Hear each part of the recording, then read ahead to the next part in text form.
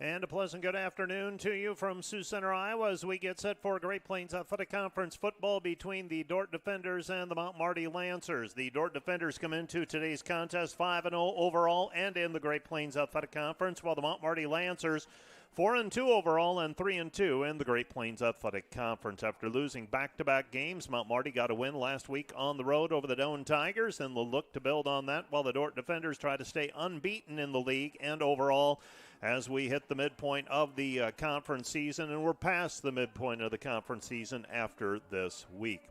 It is a partly sunny day here in Sioux Center. It is Defender Days. We expect a capacity crowd on hand for today's contest. We'll be describing it to you. Kyle Achterhoff will be joining me in just a little bit. We'll get into our Wireless World pregame show, and we'll have a listen to an interview I had earlier with Coach John Micheletti, the head football coach of the Mount Marty Lancers.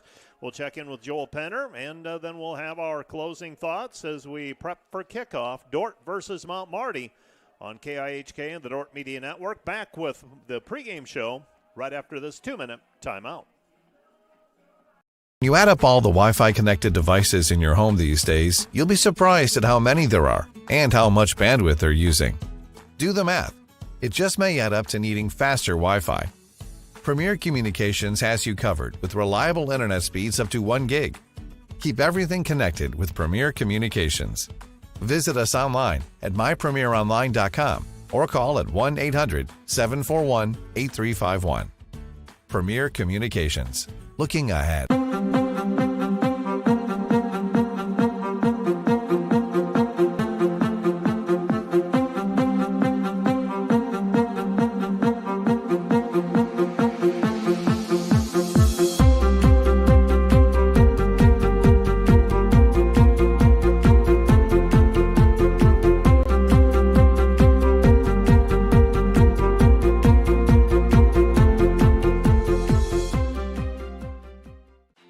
How can I join Defender Forever? It's easy.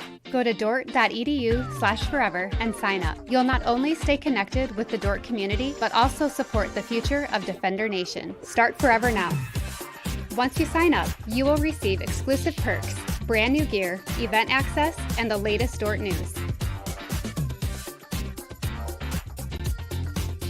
Be part of something special. Be part of Defender Forever. Find a project that applies to your local context, that helps you as a teacher in your classroom, and do a deep dive on it. Like, we're always trying to be like, what does this have to do with the place in which you serve?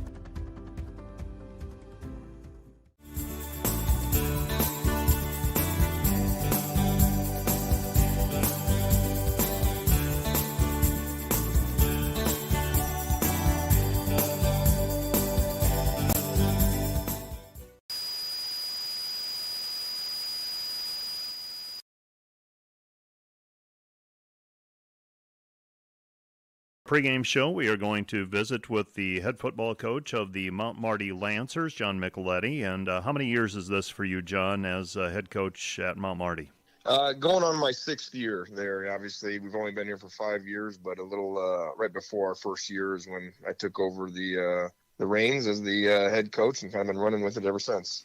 Here you are in this 5th year of football playing, 4-2, yep. 3-2 in the conference. How'd that all happen, Coach? I got a lot of great assistants, a lot of people around me, being able to develop our players, doing a great job recruiting, spreading the brand, all that stuff. And then just a lot of great kids that buy into each other. And that's the main thing. Something that you've probably witnessed quite a bit watching Dordt, those teams that stick together and love each other and believe in each other and get through those tough times. And I know Dordt's not that old of a program either. I remember when they started their program when I was in college, and so they're not too terribly old and all that stuff, but they have a great tradition now of everything. And I know that's one thing that everybody kind of recognizes is their togetherness and family kind of atmosphere. And if you don't win any games, but you love each other and you're doing all that stuff, you're at least getting something out of that part right there. So that was one thing that I wanted to make sure I instilled in the team from the get-go. Is our core values are trust, commitment, and love, and that's got to be something that we can answer those questions, when you're in those relationships with each another, whether it's player to coach or player to player. How would you describe this year's team? 3-0 start, 1-2 since, got back on the winning track against Doan. How would you describe this team at the midpoint of the season? Yeah, we're still maturing. There's a lot of guys that have stepped up this year. There was last year was our first group of guys that, were getting through as seniors. So a lot of new faces to the public, obviously not too much to our team. These guys are just guys in the works that have been putting in the time and all that stuff. So, but they're gritty, they're a bunch of guys that are going to battle adversity. We haven't had any of those games that are huge blowouts where you're putting in, the second and third string, a few that you get some of those backups in, but nothing too big where our guys are going to be gritty and, keep fighting the 2 games that we lost. We were down pretty good in both those games and being able to come back, even take the lead in one of those games after being down quite a bit possessions. I think it was over 3 possessions in that game that we were down. And, the never quit mentality, and you're still in it until the end of the whistle or the end of the horn and the sounds at the end of the game. So, our group is constantly, each and every week, you see them grow a little bit closer together and all that stuff, which is promising for the back half of the football season. Offensively, Rugby Reich, and it appears he's taken every snap for you at quarterback. Then you've got, I don't get a chance to break down film like coaches, but I'll have it on in the background, and I'll check out the team that's coming up for Dordt. Malachi Hartz and Kyle Hirsch looks like a pair of hard runners for your team. What is this team's offensive strengths? Yeah, if you, last year looking at our offense, we finished dead last in the conference in passing. And that was one thing that, we had a freshman quarterback with Rugby being out there. So it's part of the play calling of not trying to do a whole bunch, but getting him enough experience for him to be able to build on things year in and year out. So, and this year, all the credit goes to him. He was, total buy-in, real big student of the game, being able to spend time with our offensive coordinator, our quarterback coach, myself, for learning different play tendencies and what to do in certain situations. And, he's just so competitive. And that's one thing that I love to be able to see, especially in today's game. And then having Malachi, who's a senior back there that he's a tough runner, and having Kyle Hirsch that can kind of do it your all back. So having those guys complement Rugby, and then being able to have some very skilled guys on the edge there. Rodney Broadnex, I know he missed a few weeks with injuries, but has scored in every game that he's played in. Jackson Walholtz is a captain for us, just stepped up tremendously. We've had Moshe Richmond as a freshman stepping up in Big Rome, James Brinsley. So a bunch of guys that are buying into the role and buying into the team, and going back to kind of when I first said, buying into each other, which is good for our offense. Tell me about your defense. If I remember correctly, you're a defensive guy. What do you like about your defense? Yeah, to me, it's always going to start up front with our defensive line, and that's one thing that we really concentrated this last year on developing and also finding the right pieces in recruiting to bring in. So our defensive line has been a lot more disruptive, maybe not be up there in the sacks, but, looking at stuffing the run and putting pressure on the quarterback. And to me, that's been a big improvement from the years past, is our D-line play. And then on the backside of it, Danny Pierce, our free safety, and Arthur Oliver, our weak side safety, are right there. I think they're tied for second right now in interceptions in the conference. So they're very disruptive, both very bright players, high motors, want to be able to fly around. So they kind of set the tone of relentless pursuit to the ball, and our D line kind of starts it with playing physical and resetting the line of scrimmage. As we watch the game on Saturday, the matchup with Dordt, what are the things that have to happen for things to go well for your team? Yeah, Dordt, got a lot of respect for Coach Penner and how he operates his team, and the culture that he has started over there. And, they're going to be a very disciplined team, so they're not going to make too many mistakes. They really wait on that other opponent to start making mistakes, and then they exploit them. So being able to play calmly, it definitely tough environment to be able to play. And I think the whole Dordt community does a great job of setting up game day. I think that you can kind of say that about everybody in the GPAC, but more specifically Dordt, they do a great job with that. And being able to stay calm, being there in the moment, enjoying that moment, but we got to make sure that we're able to match the discipline, not shoot ourselves in the foot, don't give them easy first downs or turnovers, things like that. And making sure that, there always seems to be some sort of trick play that Coach Penner's got up his sleeve, whether it's an option pass or a hook and ladder or a reverse or something like that, that we got to make sure that we don't allow those big plays to be able to happen on our defense. It's Coach John Micheletti on our pregame show. We'll be back with more right after this. Welcome to Sioux Center, Iowa. Life in the center of everything. Where we connect with friends, coworkers, family, and the great outdoors. Knowing that in Sioux Center, you're never far from making the next great memory. And we grow great companies that make cutting-edge breakthroughs to make life better here and around the world. And when it's time to play, we keep friendship, family, and a bright future at the center of everything. Hey Defender Nation, my name is Darren Kaiser and I'm excited to serve as the new athletic director at Dordt University. Thank you for tuning in to the Dordt Media Network and supporting Defender Athletics. As an athletic department, we are committed to the Defender way. This means we are committed to the Great Commission, developing servant leaders, the academic development of our student athletes, and the pursuit of championships. I'm eager to join with you in supporting our athletes this year. Thank you for watching Defender Athletics on the Dordt Media Network. Go Defenders!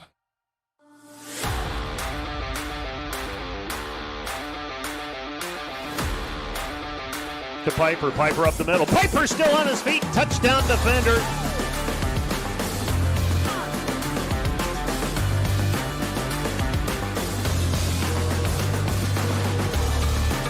He'd roar to the goal line. Touchdown, Defenders.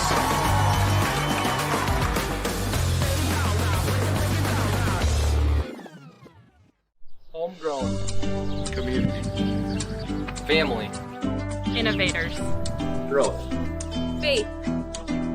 Legacy. We are dedicated to egg.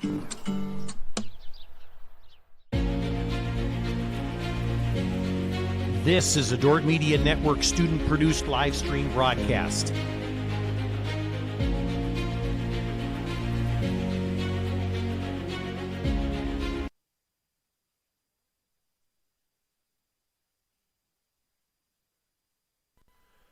The Defender football team continues its season with the Mount Marty Lancers in Great Plains Athletic Conference action. We've talked with Coach John Micheletti, and now we are going to check in with Coach Joel Penner as the Defenders 5-0 coming off the win over the Waldorf Warriors. And, Coach, your assessment of play from Saturday going to Forest City started well, scored early, scored often. Your assessment of your team, and I know talking with you, it's not always about the score. Your assessment away from the final score.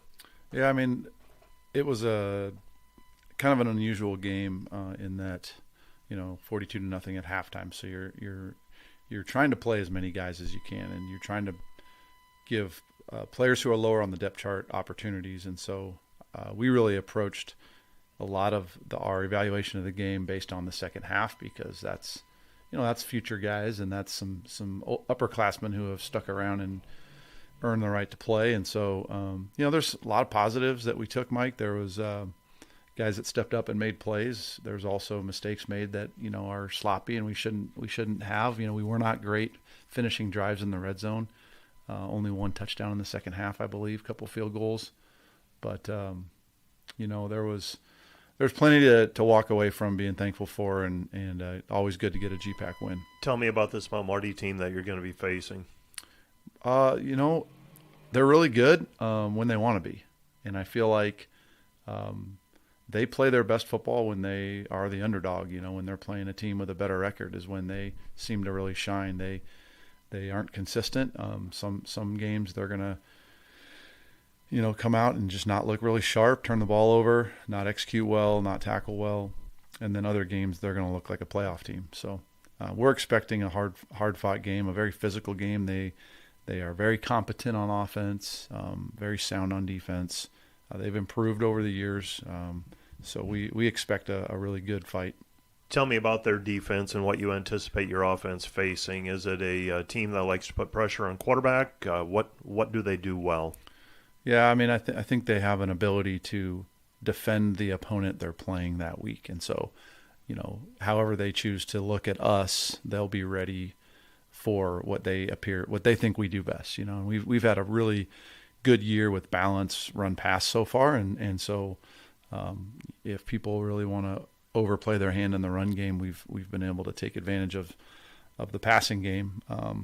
But I just think they're going to have a good plan. Last year they pressured 1 in 4 plays. They brought 5 or more, and so pretty aggressive style for sure to try to disrupt our both. Those pressures are not just for pass rushing; they're also to disrupt run reads and things like that. So we've prepped for that all week, and I think our guys are ready. What's Coach McCormick have to prepare for with Mount Marty's offense? Really good. We call it flavor of the week. They're good at giving you stuff that you really haven't prepared for on offense. So they'll run different sets. Conceptually, it's kind of the same concepts, but they just package it differently. So they've been really sharp on their opening drives against us. Traditionally, they do a good job coming out ready to go, and they have equal distribution with receivers. So it's not like you just take away one guy. There's a bunch of receivers that can touch the ball, and then running backs run really hard. There's two running backs that have done a really good job yards after contact. So we have to bring a physical, violent tackling to today's game. It's Coach Joel Penner. More on our pregame show right after this.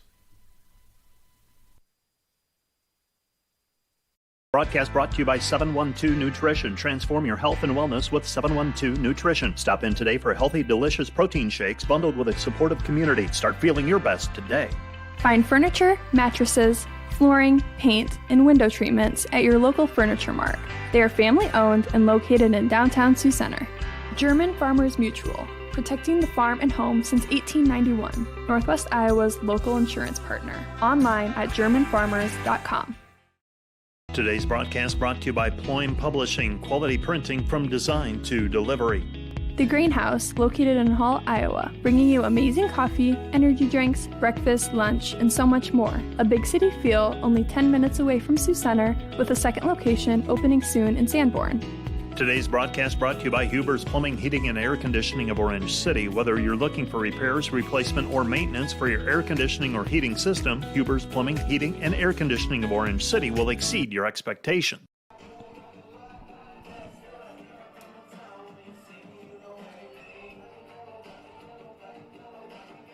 All right, your mic should be on.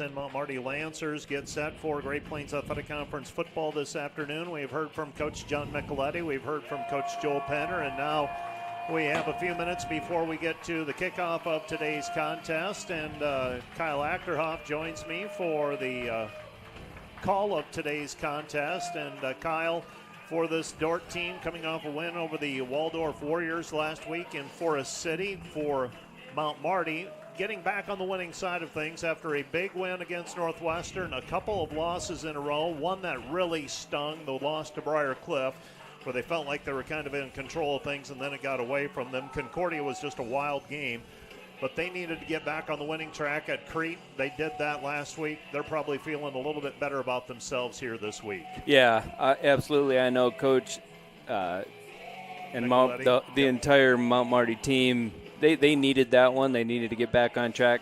This is a very dangerous football team. Honestly, one could argue that up to this point in our season, this is the most athletic team that we've faced.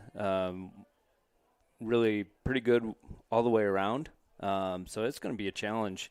And, but the part that they've probably struggled with is kind of between the ears and knowing when to show up, and coach has been building that over there.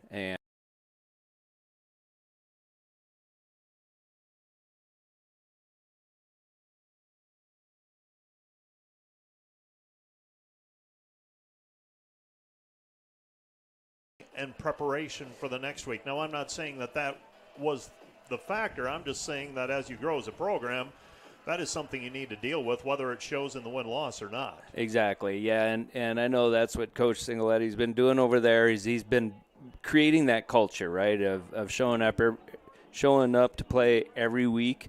But yeah, you still have guys that haven't gotten totally used to, used to success. And it's really tough to maintain in the GPAC. So they're working to build it, and I fully expect their best effort. They do seem to show up in the big games. So this is going to be a challenge for the defenders. Well, for lack of a better way of describing it, the last 2 times we have gone to Yankton, it has been a fist fight. I mean, absolutely.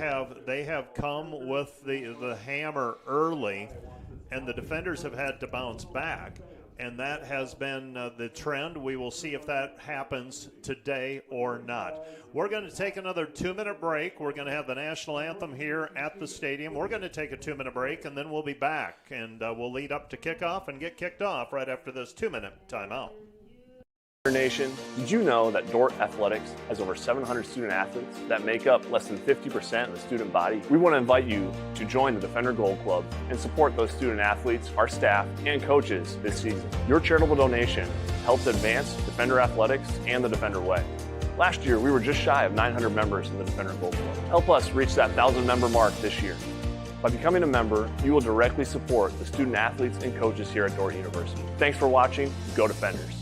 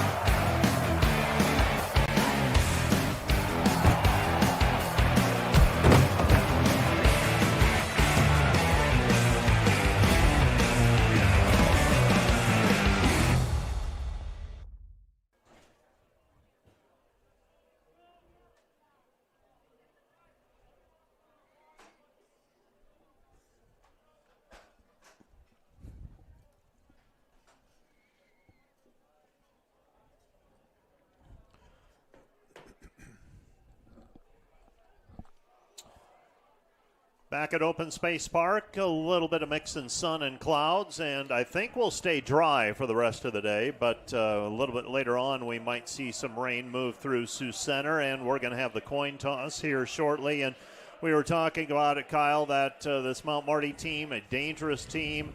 Offensively, it looks like a mix of run and pass, and their quarterback, athletic, extending plays. That he will present his own set of challenges here for Coach Brandon McCormick and the Dordt defense. Absolutely, yeah. They have a pretty well-balanced offense. You mentioned the passing game. They also have 2 really good running backs that kind of share the load. Both finish runs really hard. They break some tackles. And I know going into this, the Dordt defense has to really concentrate on, 2 things. You got to stop the run. You got to, force this Mount Marty offense to be in the third and mediums, third and long type situations. You don't want them to stay on schedule. But then the other big thing is to not give up big explosive plays. I think if you force the Mount Marty offense to drive the length of the field and maintain drives, if you force the 10 and 12 play drives and hopefully finish with field goal attempts rather than in the end zone, I think this Dordt unit will be in good shape. Talking with the Mount Marty radio crew before the game, they said last week an odd ending to that Doane contest. They said, they only got 3 points. I think it was 3 points in the fourth quarter. They had the football for, I think, 13 out of the 15 minutes. Just grind. They got the lead, and then they just punished with that running game. And that's a scenario where you getting a lead and not allowing a team a score lead or a two-score lead becomes a big deal, because this Mount Marty team, it appears, could be built for that, get a lead, and then, okay, we're going to keep the ball out of your hands. Keep it out of your hands, shorten the game, maintain drives. I guess it's going to be really important for the Dordt offensive unit to get off to a good, productive, quick start. Yep. And, if you get behind early, and Dordt has in previous meetings with Mount Marty, it just creates bigger challenges. And I think this particular Mount Marty team, with their ability to run the ball and the type of guys that they have at running back, if they get a lead, like you mentioned, they can burn up a quarter and burn up clock and make things really difficult. The Dordt defenders won the coin toss, defer to the second half. Dordt will be kicking off with the win. Mount Marty will be returning, and it's Carbajal at the goal line, and he will let it go over his head through the end zone and a touchback, and it will be Mount Marty football, first down and 10 at their own 25-yard line as we start. A couple of weeks ago we were here. It was warm. It was hot. The wind was out of the south. Today, a little more fall-like. Wind out of the north. So that is one factor. So Dordt playing with the wind here for the first quarter. And we get our first look at the Mount Marty offense. Rugby Riken in at quarterback. He is a dual sport athlete. We'll talk about that in just a little bit as well, Kyle. The challenges of a dual sport athlete, especially one that pretty good at both sports. Rugby Riken hands it off. This is Kyle Hirsch. Hirsch to the edge. Hirsch turns upfield and gets 3 yards. Pretty well contained, but picks up 3 yards as he plants his foot inside the numbers and ends up being 4 yards on the play. It'll be 2nd and 6. Yeah, and that's what they do pretty well is both of these running backs that we'll see today from Mount Marty. They do a good job of sticking their foot in the dirt, and they're not lateral runners. They're going to get vertical on this defense. 2nd down and 6 at their own 29-yard line. They pitch it over to Hirsch. Hirsch over on the sideline, and that time he's hemmed in on the pitch play, and it'll be 3rd down and 5. So 3rd and 5 for the Mount Marty Lancers, and this is the little bit I've watched Mount Marty, this is where they're most dangerous, that 3rd down and medium. They plays break down, they run around, they make plays. Let's see what Rugby Riken and the Mount Marty Lancers have here on 3rd down and 5. They need the 35 for a first down. Shotgun formation, 2 receivers right, 1 to the left. And Riken will look to the sideline with 15 seconds on the play clock. He'll bring Jack Rowland over to the near side.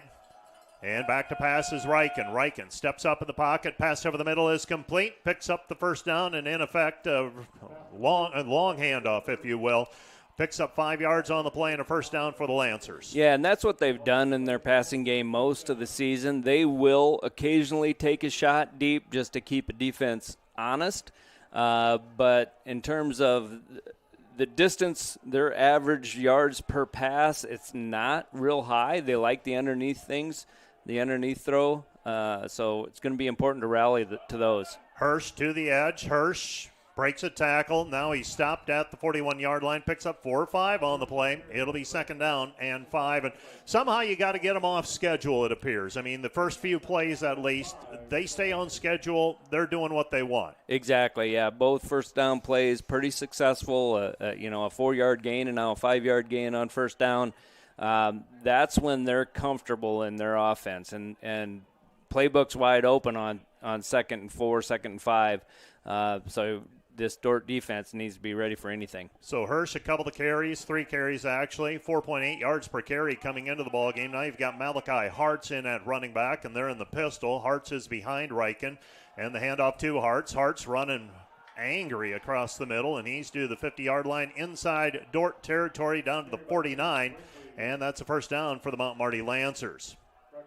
First down and 10. That's Hartz on the carry, his first of the ball game. They split their carries pretty much even between Hirsch and Hartz.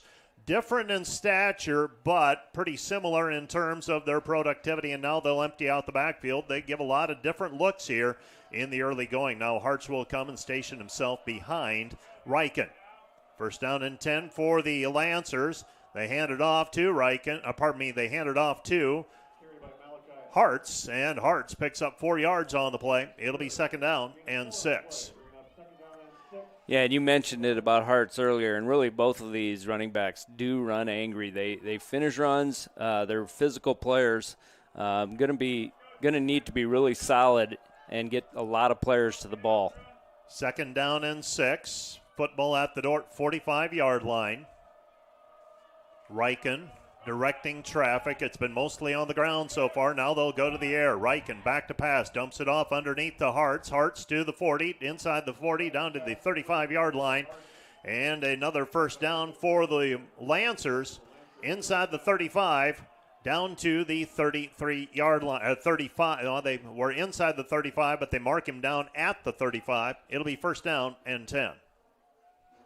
First down and 10 for the Lancers. 3 first downs on this drive that started at their own 25-yard line. We're approaching 10.5 left to go in the first quarter. Man in motion. And they turn, hand it to Hartz, and this time Hartz is wrapped up behind the line of scrimmage, and that's Zach Queering shooting the gap and cheating on the play and guessing right, and gets a yard loss on the play, catching Hartz behind the line of scrimmage. Yeah, and just you're going to need to do that sometimes on first down just to try to get this offense a little bit off schedule. Now they're, instead of being in that second and medium situation, which is where they've been so far this drive, now they're in a second and 10, long 10, second and 11 type situation. Jackson Waholtz is one of the favorite receivers. He lines up in the slot to the near side, averaging 9.1 yards per carry.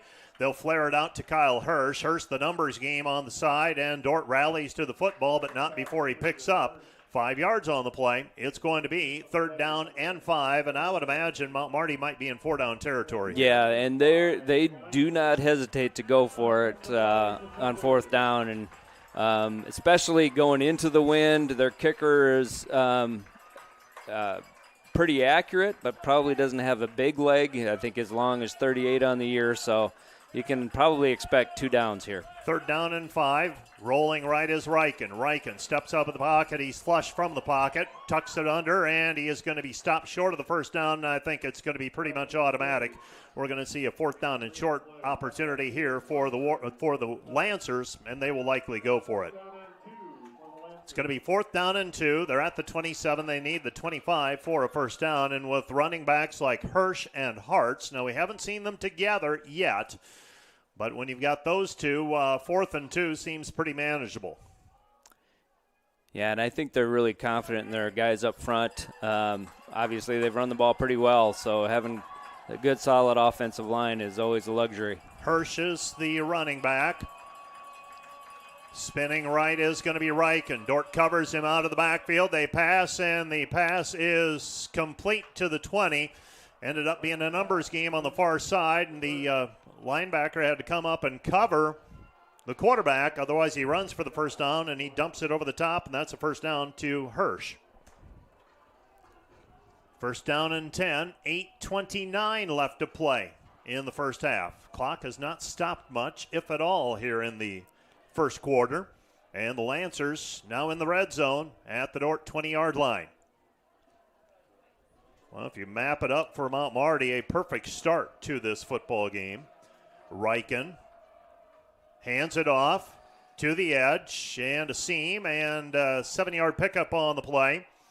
And that's going to be a little deeper on the depth chart for the Mount Marty Lancers. That will be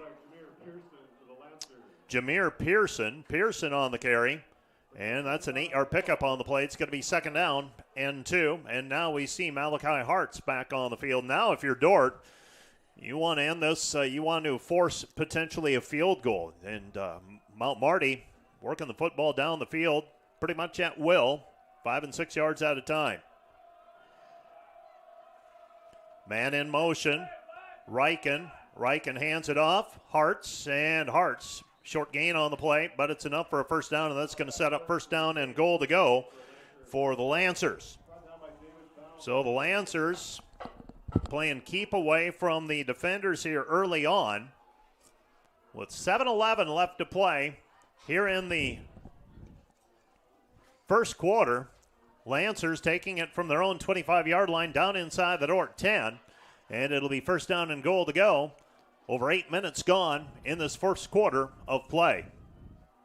So Riken looks to the sideline, empties the backfield, will be overloaded to the near side. You've got 5 receivers over to the near side.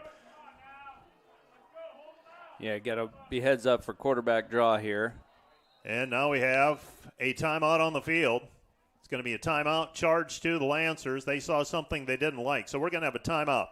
This timeout brought to you by Casey's Bakery. Find your favorite bakery products at caseysbakery.com. Back with more in a minute.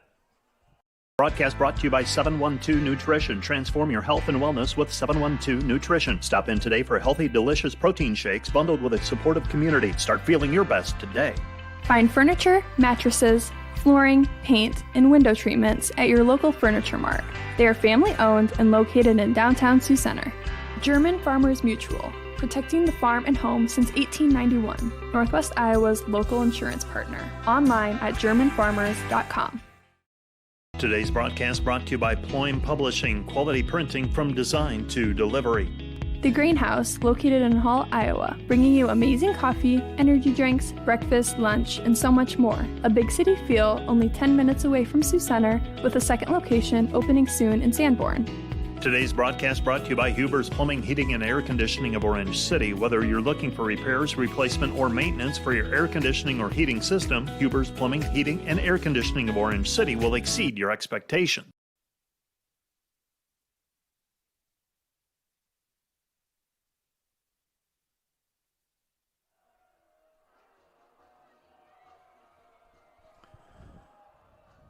It'll be first down and goal to go for the Lancers.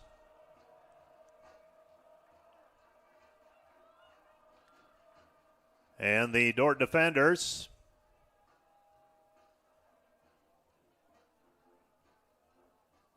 looks like the officials are having some discussion. I don't know if it's about our film crew or... Well, they were stationed behind the goal post. Same location as the... Well, they moved it over to the side, and now they're working to get it relocated. And first down and goal to go for the Lancers at Rugby Riken hands it off on the sweep. Dordt with good pursuit, and arriving is Jamin Stewart. Stewart on the stop. And the Dordt defenders, first play, there's a loss of a yard on the play. It'll be second down and goal to go. Second down and goal to go at the 11. So second down, goal to go at the 11, and Rugby Riken trying to engineer this drive, and Mount Marty right now taking their time. 15 seconds on the play clock. So Riken back to pass. Dordt pressuring, pass to the corner of the end zone. Did he dive in and get there? It's a touchdown. Touchdown completion to Kyle Hirsch, and the Mount Marty Lancers draw first blood. They go up 6-0 with 5:53 left to go in the first quarter, and they lead 6-0 on the 75-yard drive that took 9 minutes and 7 seconds off of the clock, and now on to attempt the point after will be Camden Vance. So Camden Vance on the point after try. Vance will try to make this a 7-0 contest. Snap is down, kick is blocked, and the Dordt defenders could look for a scoop and score, and it'll be downed. Colson Queering with the block, chased it down, unable to scoop it up and go the other way for potentially 2 points. Instead, the score stands 6-0 Mount Marty after the 75-yard drive. Let's take a 1-minute break. You're listening to Dordt Football on KIHK and the Dordt Media Network. Back with more in a minute. Today's broadcast brought to you by Cruz & Cruz, PC, certified public accountants. Offices in Sioux Center and Lamar's. Helping you attain your financial goals is their commitment. Today's broadcast brought to you by Joyner and Dordt Dentistry, providing implants, dentures, and dental care for your whole family in a modern and friendly atmosphere. Today's broadcast brought to you by Ski-Bout Window and Door, your local window experts. Whether you're building or replacing, Ski-Bout Window and Door has the products, people, and knowledge to get the job done right. See Ski-Bout and see the difference. NewTek is your partner for success when purchasing equipment for construction, manufacturing, agriculture, and other industries. Don't miss the opportunity to transform your business and redefine your productivity standards with NewTek. And today's live stream broadcast brought to you by Verhoof Automotive. Verhoof Automotive in Sioux Center is your local Chrysler, Dodge, Jeep, Ram, Chevrolet, and Buick dealer. Verhoof Automotive, worth the drive from anywhere.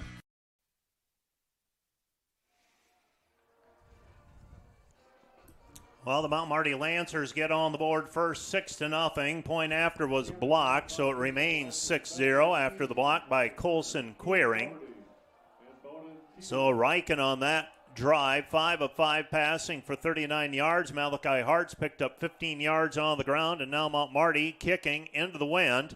And the defenders will return it from the 11-yard line out to the 15, to the 20, to the 25, still on his feet at the 30.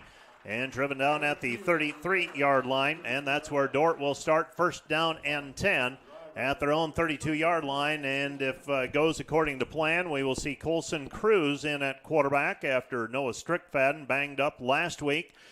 Colson Cruz will get the start here this afternoon. First down and 10 for the defenders at their own 32-yard line after the return by Bowden Teal. So Bowden Teal on that return. So Teal returned it to the 33-yard line. It'll be first and 10. Colson Cruz turns, hands, gives it off to Fritz. Fritz trying to get to the edge, and Fritz is forced out of bounds. Pick it up about 10 yards on the play. Steps out at the 40, so gain of 7 on the play. It'll be second down and 3. Second and 3. The defenders, Kyle, you talked to Coach Joel Penner. This is not a surprise. They felt through the course of the week that this might be a possibility. And Colson Cruz, we talked about it early in the year, a very capable backup, being that he started for the defenders for a couple of years. Cruz pitches it over to Fritz. Fritz, close to a first down, looks like he might be short by about a yard. It'll be third down and 1. Yeah, having the luxury of a experienced backup quarterback like Cruz, somebody you have a tremendous amount of confidence in. There's no reason to push your starter to come back when you know you got a very capable guy in the wings ready to step in and make some plays. 4:40 left to play in the first quarter. Dordt gets a first down on the carry by Fritz. Colson Cruz turns, fakes the handoff, pass over to Fritz, and Fritz makes the grab at the first down marker. Pickup of 11 on the play, and Fritz, nice job of getting it, maintaining possession, and then keeping his feet in as he fell out of bounds in front of the Mount Marty bench. Yeah, it looked like a little bit of a juggle there, and I didn't think we would get this good of a spot because of that little bit of a juggle, but officials determined that he had possession and enough for the first down. First down and 10 for the defenders at the Mount Marty 46-yard line. They'll motion Fritz out of the backfield. You've got that's Brendan Piper in the backfield along with Colson Cruz. They turn, hand, give to Piper. Piper, the ball carrier. Piper in between the tackles, picks up 5 yards on the play, maybe 6 by the time it's all done. It'll be second down and 4.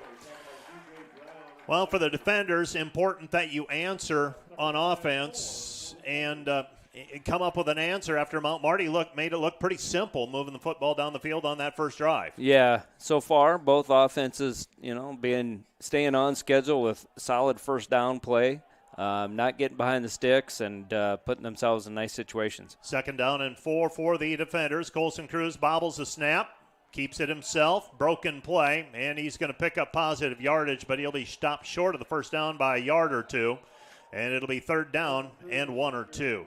3rd down and 2, it appears, with Dordt at the 38-yard line, and they need the 36 for a first down, and that one broken play, maintained possession of it, just simply turned upfield in between the tackles and followed that offensive line for a couple of yards. Well, we mentioned the experience that Cruz has at quarterback, and having that experience, not trying to still get the handoff, and the mesh point was all messed up with the juggled snap. Smart play. Piper, the ball carrier. Piper picks up the first down, and the Dordt defenders with it at the 35-yard line. That's a Dordt University first down at the Mount Marty 35. This Mount Marty defense has shown itself to be susceptible to the run game. Concordia in that game, that Concordia won, they had a running back go for nearly 300 yards in that one. So they have shown some susceptibility to a strong running attack. Yeah, it's still going to be important. I think what makes the run game solid is when you have that threat of the pass and being able to make some completions throughout the game. Cruz is going to run option, pitches over to Piper. Piper at the edge, 30, and he steps out of bounds at the 32-yard line. Pickup of 3 on the play. It'll be 2nd down and 7. 2nd and 7 is Piper. Mount Marty that time played the option pretty well, had the numbers, had the assignments, and the defenders picked up 3, and that was it. We're under 2 minutes left to go here in the first quarter. Mount Marty leading 6-0. 2nd down and 7. Cruz takes the snap. He's going to run option, fakes the pitch, keeps it himself, 30-25, and brought down at the 25-yard line. It looks like enough for a first down or very close to it. Yeah, they're giving it to him. Nice read by Cruz there. He had one guy to beat and pretty much got to the edge from the interior run support and was able to get enough for the first down. So has he made up his mind that he's going to go when he makes that fake, if you will? Is he just trying to get the defender out of position, but he's going to keep it? Yeah, his eyes were right on the secondary force player who was coming hard to the pitch back, so it was a very quick read knowing he had to keep the ball. Handoff to Fritz. Fritz cuts inside the tackle on the left side, picks up a couple of yards on the play. It's going to be 3, and it'll be 2nd down and 7. So carbon copy, and Fritz will check out of the ball game. We've got Jake Van Dong on the field. First time we've seen Jake in a couple of weeks. He's been dealing with some injury as well. So Fritz is out of the contest. You've got Piper in at running back. That depth at running back has been tested as of late. My understanding is we might see Connor Dodd before the day is over. Cruz pitches it. Piper puts his head down. He's to the 20 and then driven back. Thought he made it about to the 20-yard line, and they don't give him a very generous spot on the play. Not at all. Got to the I thought he got to the 20. And I thought, wow, worst case scenario, 21. They put him at the 22, so no gain on the play for Piper. It's going to be 3rd down and 7. Dordt with the wind at their back, trailing 6-0, and that's going to be the end of the first quarter. A fast-moving first quarter of play. Mount Marty 6, Dordt 0. Let's take a 1-minute break. We'll be back with the second quarter of action from Open Space Park right after this. Today's broadcast brought to you by Cruz & Cruz, PC, certified public accountants. Offices in Sioux Center and Lamar's. Helping you attain your financial goals is their commitment. Today's broadcast brought to you by Joyner and Dordt Dentistry, providing implants, dentures, and dental care for your whole family in a modern and friendly atmosphere. Today's broadcast brought to you by Ski-Bout Window and Door, your local window experts. Whether you're building or replacing, Ski-Bout Window and Door has the products, people, and knowledge to get the job done right. See Ski-Bout and see the difference.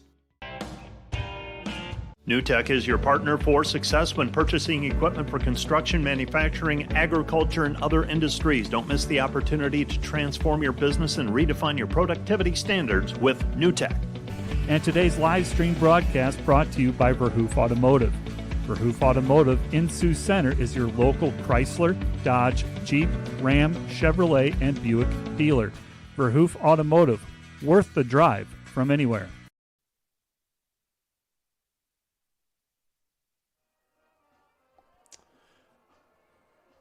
Back at Open Space Park, where the Dordt defenders trail Mount Marty 6-0.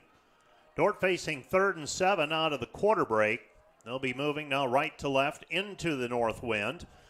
Football marked at the 22-yard line. They need the 15 for a first down. Third down and long for the defenders. Cruz, you've got Fritz back in the contest. Cruz is going to cut it back. Thought he had a seam, and he cuts it in half. It's going to be 4th and 4 now at the 19-yard line. So the defenders trailing 6-0. Looks like they'll keep the offense on the field. And this will be Rhett Williams checking back in, and checking out of the contest will be Ethan Snyder. Yeah, I would say, Mike, this decision is based on the elements, right? You're going into the wind, pretty stiff wind, so even this, it'd be a 35, 36-yarder, even testing a good kicker like Lannon. 4th down and 3. They need the 15 for a first down. They pitch it right side over to Fritz. He gets the first down and then some. Got a pretty good block, and he's driven out of bounds at about the 11-yard line. And trying to see who threw that block. I saw Jake Van Dong was involved in it, and also pulling out there was Garrett Divis, and the defenders get a first down out of the play. Yeah, big 4th down play there for the defenders, and you have confidence in your guys up front, but really it's the guys on the perimeter that needed to do their job there. So Van Dong and Williams are to the right side. Dordt trailing 6-0, 13:45 left to play in the first half. Handed off Piper. Piper inside the 5. Piper working his way forward.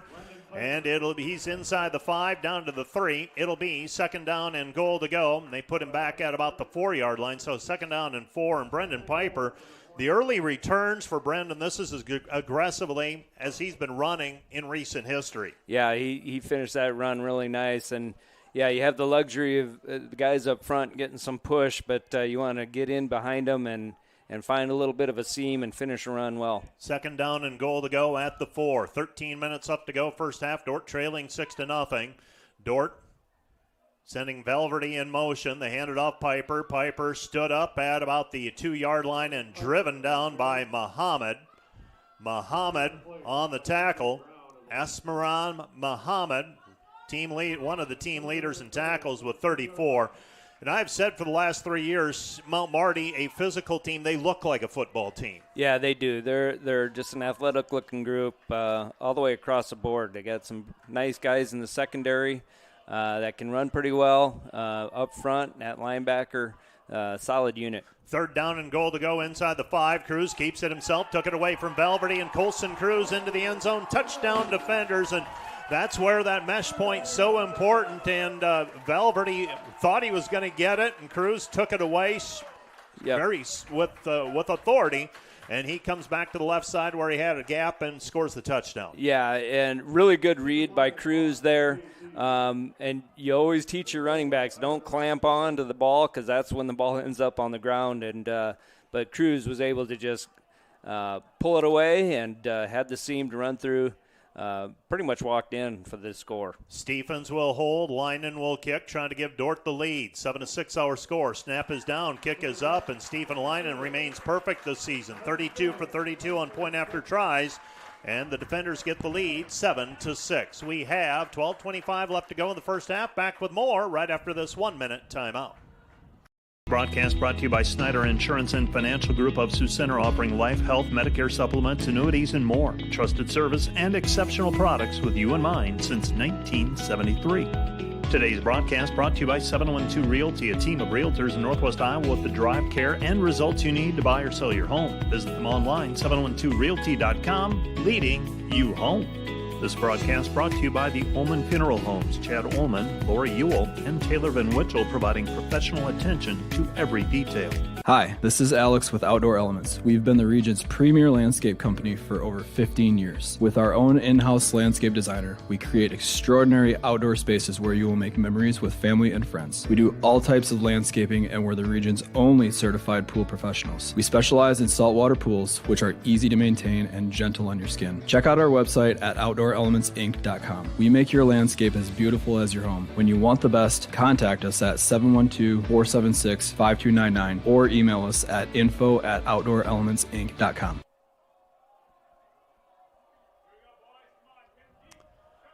Stephen Leinen kicking off. He angles it towards the corner of the end zone, and it's taken at the goal line, out to the 10, to the 15, to the 20. Spinning, and pretty good coverage that time on the return by by Jacob Carvajal, and it'll be first down and 10 for the for the Lancers at their own 20-yard line. Both teams with sustained drives. Both teams 15-play drives to eat up the better part of the first quarter and the start of the second quarter. Yeah, exactly. Both offensive units so far have been on schedule. Both have converted on fourth down to keep drives alive, and both have taken advantage of it. Reichen in at quarterback, sends a man in motion. That's Broadnax. He scored in the last 2 games, running the the sweep to Broadnax, and Broadnax picks up about 5 on the play, maybe 6. It'll be second down and 4, and Jamin Stewart comes off of the field now, holding that right arm. Hopefully that's nothing serious, and suddenly the Dordt defense, you're starting to move people around a little bit. Let's see what they're able to do. You got Cole Johnson still in at safety. Thomas McCulley, you've got experience back there. Colson Queering lining up at a linebacker. Dordt in the pistol, second down and 4. See if the defense can disrupt something. They hand it off. This is Hirsch, and Hirsch, the ball carrier, not much there for Kyle Hirsch that time. Still, it's going to be third down and 2, and it feels to me like this is exactly how Mount Marty likes it. Absolutely. They're being really deliberate in and out of they go no huddle, but they're taking their time with it. They have all 11 offensive players with their eyes on the sideline getting the call, and then they have the option of changing plays mid-cadence. 15 seconds on the play clock. Nick Heath is in, so a heavier package here. Now they put a running back in the backfield. Back to pass is Reichen. Reichen looking underneath. Reichen pass battered away and knocked down by Cole Johnson. Johnson with the breakup, and the Dordt defenders able to get just enough pressure on Reichen. Reichen over the middle, and you were talking about that. Cole Johnson came up, covered that short pass, and the Dordt defense makes an adjustment. Now it looks like, in all likelihood, we'll be forcing a punt by the Lancers. Exactly. Yeah, they love the underneath throws, and we're going to need to start jumping those routes a little bit, force this Mount Marty offense and Reichen to go downfield a little bit farther with the ball. Nice break up there to put Mount Marty in fourth down. Vance is punting. He averages right at 30 per punt, and Keenan Velverty catches it with his knee on the ground, and James Brinsley, I don't think, saw that his knee touched the ground, and Brinsley comes up like, why is the play dead? Exactly. Well, and wrapping up, and you'd want your cover team to just make sure. So he wrapped up. Obviously, the officials weren't real loud on the whistles, but yeah, good starting field possession for the Dordt offense. And credit that time Velverty with coming up, making that catch and saving potentially 10 to 15 yards. Dordt starting at their own 42-yard line. Rhett Williams in motion, faking the pitch. Cruz is going to take a shot over the middle for Rhett, and Rhett on contact. Ball is knocked out of his hands, and it falls to the turf, incomplete. And with that ball hanging in the air, obviously would have loved to see Rhett come down with it, but with the ball hanging in the air, that's ripe fruit and low-hanging fruit, and Mount Marty could have easily picked that off and gone the other way. Could have gone the other way. Cruz was able to put it on the money there. Really, yeah. When your receiver has hands on the ball, you'd like to see that be a completion, but really a good job by the Mount Marty secondary of jarring that loose and making an incomplete pass. Second down and 10. Dort's got it. Here's Cruz running option. Cruz fakes the pitch. He's to the 45. Picks up 4 yards on the play. It's going to be second down and 6. So second down and 6 for the defenders at their own 46-yard line. Rhett Williams checked himself out of the football game. Looks like he's just trying to walk it off. Got the wind knocked out of him. For the defenders, now we do have some new faces. You've got Looker over on the near side. We haven't seen Elliott Beal yet today either, and we know that Beal was potentially a game-time decision. You've got Cole Snyder on the far side and Jake Van Dong in the slot. Third down and 6. Velverty motions out of the backfield. Back to pass is Cruz. Cruz steps up in the pocket. Pass is complete, and that's Looker on the catch. And Isaac Looker, nice big target over there, able to get out in front of Muhammad, found where the sticks were, and just enough for a first down. Yeah, I like that call there, Mike. Just it's an easy throw and catch as long as your receiver creates a little separation, and Looker did there. Colson put it on the money, and, really big third down pickup. 9:40 left to play in the first half. Dort's second possession of the football game. Colson Cruz turns, hands, gives to Fritz. Fritz breaks a tackle. He's to the 40, gets away from another tackler, 30, and forced out of bounds inside, right at the 33-yard line. And another first down for the Dordt defenders. So Thomas Fritz made that first person miss, ran out of an arm tackle, and picks up a first down. Well, and I know that's the part of Fritz's game that the Dordt offensive staff really love. You know, he's going to make, in most times, he's going to make that first guy miss. And so it's going to be really important for the defensive unit for Mount Marty to run to the ball. Valverde is in the backfield with Cruz. First down and 10. Fresh set of downs to work with at the 31. Pass over the middle for Looker. Had him incomplete, and that might have been 6 if it's a little bit lower. Looker had to go up with one hand, unable to reel it in over the middle. It'll be second down and 10. Yeah, Cruz is gonna wish he had that one back because he had Looker on the route. And honestly, if that's on the money, that's probably a score because he's going to split the safeties straight up the middle of the field. Second down and 10. Football at the 31-yard line. Likely four-down territory for the defenders right here, moving into that north breeze that is about 15 to 20 miles per hour today.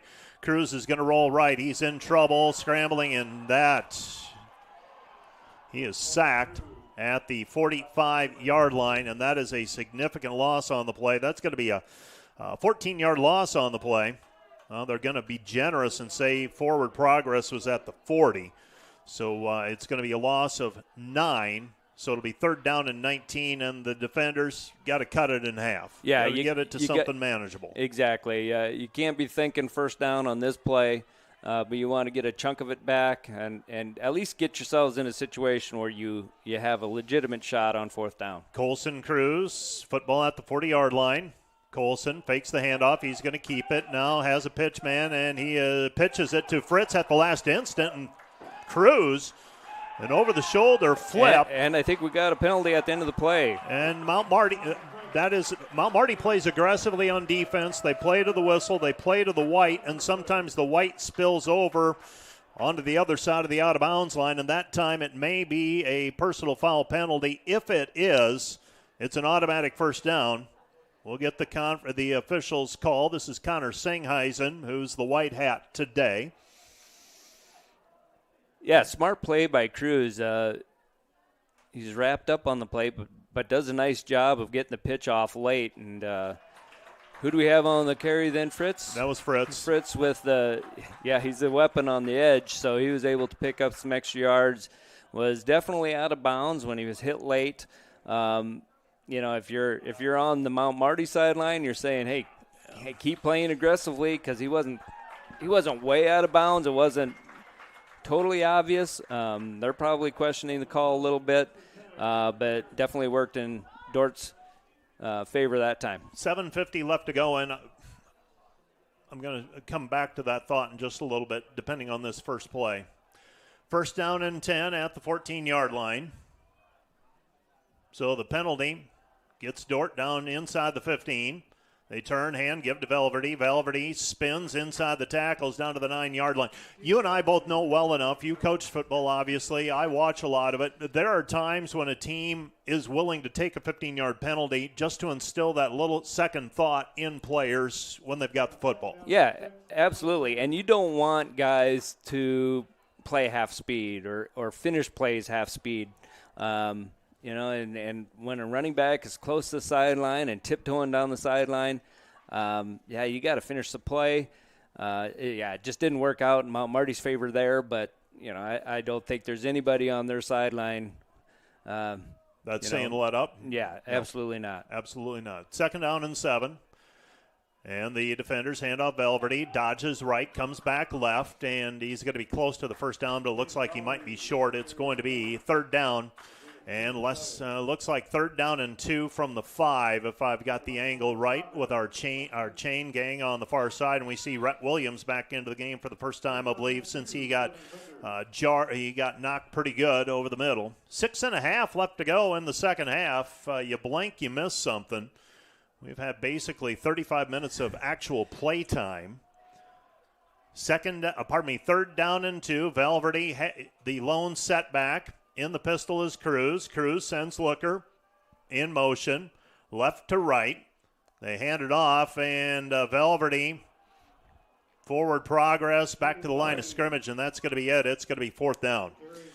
So 4th down, and the defenders are going to take 3 the way it looks. They're going to send the Stephen Leinen, and now the defenders deciding no, they're going to go for it. They've got time, 30 seconds on the play clock. 4th down and 2. Dort's got all 3 timeouts remaining as well. Yeah, do we get to the line of scrimmage and go with a hard count? Little surprised we don't see Brendan Piper. Pretty effective early in the game at least. Rhett Williams set on the right side, 12 on the play clock. Now 10, and I think Dort's going to be content to let it run out. Don't know if we took a timeout or take the penalty here. Looks like we got a timeout. So official on the sideline. There we go. Timeout on the field. This timeout brought to you by Casey's Bakery. Find your favorite bakery products at caseysbakery.com. Back with more in a minute. When you add up all the Wi-Fi connected devices in your home these days, you'll be surprised at how many there are and how much bandwidth they're using. Do the math. It just may add up to needing faster Wi-Fi. Premier Communications has you covered with reliable internet speeds up to 1 gig. Keep everything connected with Premier Communications. Visit us online at mypremieronline.com or call at 1-800-741-8351. Premier Communications. Looking ahead. Dordt's program is a little bit unique in that it's entirely online, but one of the unique pieces is that for every learning module in every single class, we have a synchronous class. Students get a chance to know each other, to interact with each other, to learn from each other. That opportunity is really valued by the students that are in the program. I enjoy that. I enjoy teaching those classes and getting to know those students, but also being able to bring in different people's experiences.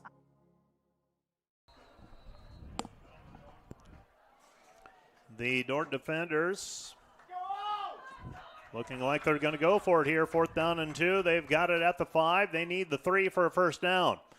Looker in motion, left to right. Cruz is going to run option to the near side. Pitches over to Valverde. Valverde turned up and looks like he picks up enough for a first down. Did he fumble? Unless he fumbled. If he fumbled, he came up with it. Short of the line to gain. Yeah, I know we don't have a great angle. It's way on the other side of the field, but boy, it looked like he had enough for the first down. That was too. Really, I would have thought at least close enough to maybe warrant a measurement, but pretty quick decision by the officials. Unless the ball came loose and he had to come back to it. I mean, we can't see it, and unfortunately we don't have the benefit of replay this afternoon up in the booth, so Dordt didn't put up much of a fight, so it's going to be Mount Marty football, first down and 10, 5:16 left to go in the first half, and Rugby Riken back in his own end zone looking, passing to the sideline, incomplete. It'll be 2nd down and 10. Well, this early in the ball game, I do like the decision of going for it there. I like it a lot better if you get the first down. Absolutely, yeah. And it's hard to turn down 3 because it's pretty much automatic with Lannon.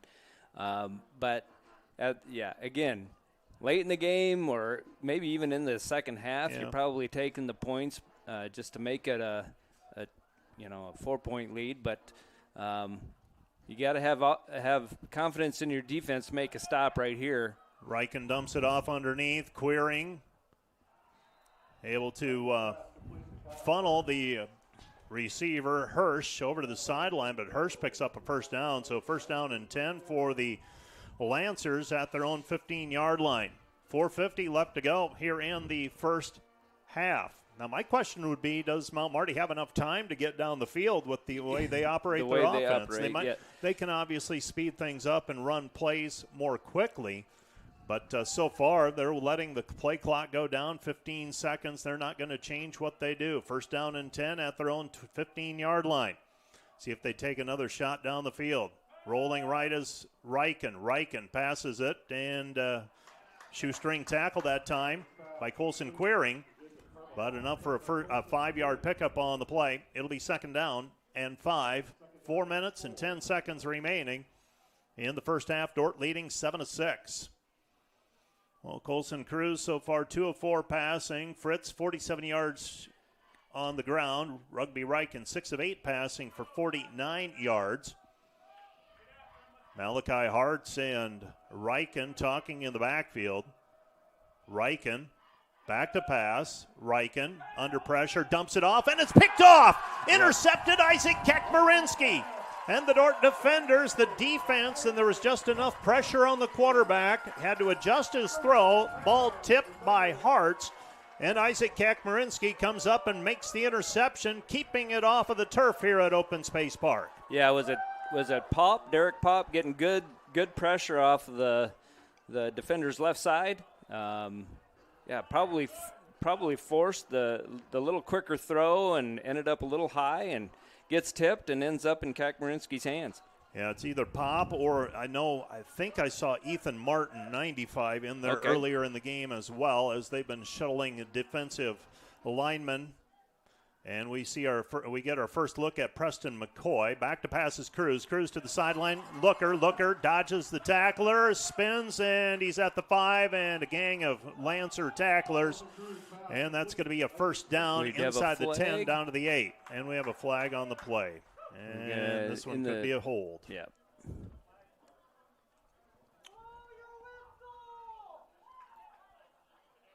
And the judging by the Dordt offense reaction, this one's ineligible man downfield. He pointed the wrong direction first. Yeah, that's so hard on these run-pass options. Offensive linemen are thinking run play.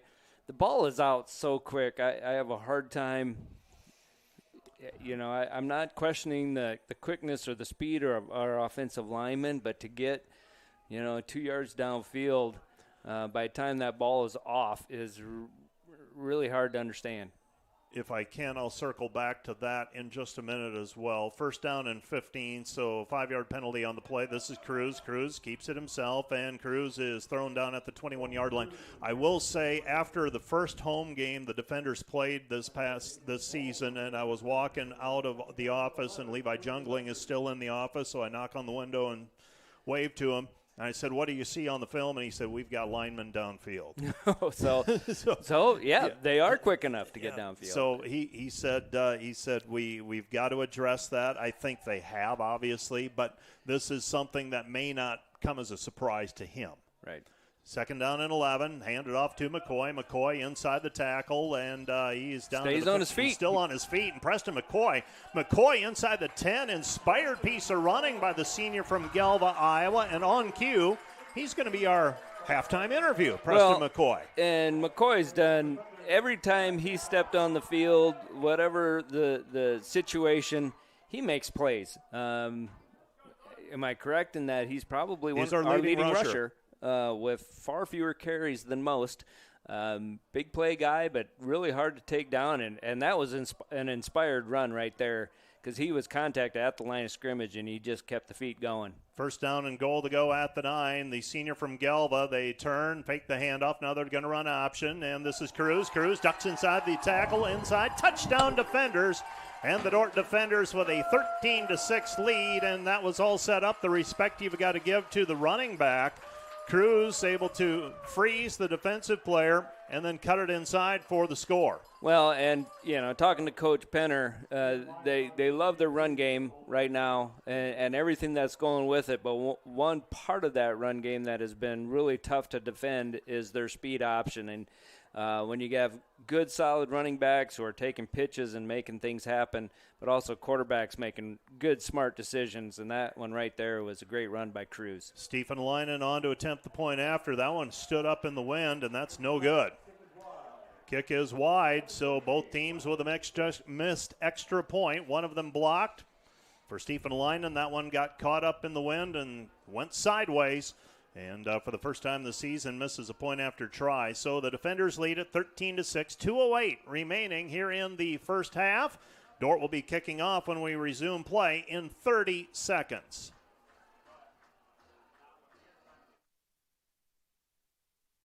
How can I join Defender Forever? It's easy. Go to dordt.edu/forever and sign up. You'll not only stay connected with the Dordt community, but also support the future of Defender Nation. Start forever now. Once you sign up, you will receive exclusive perks, brand new gear, event access, and the latest Dordt news. Be part of something special. Be part of Defender Forever.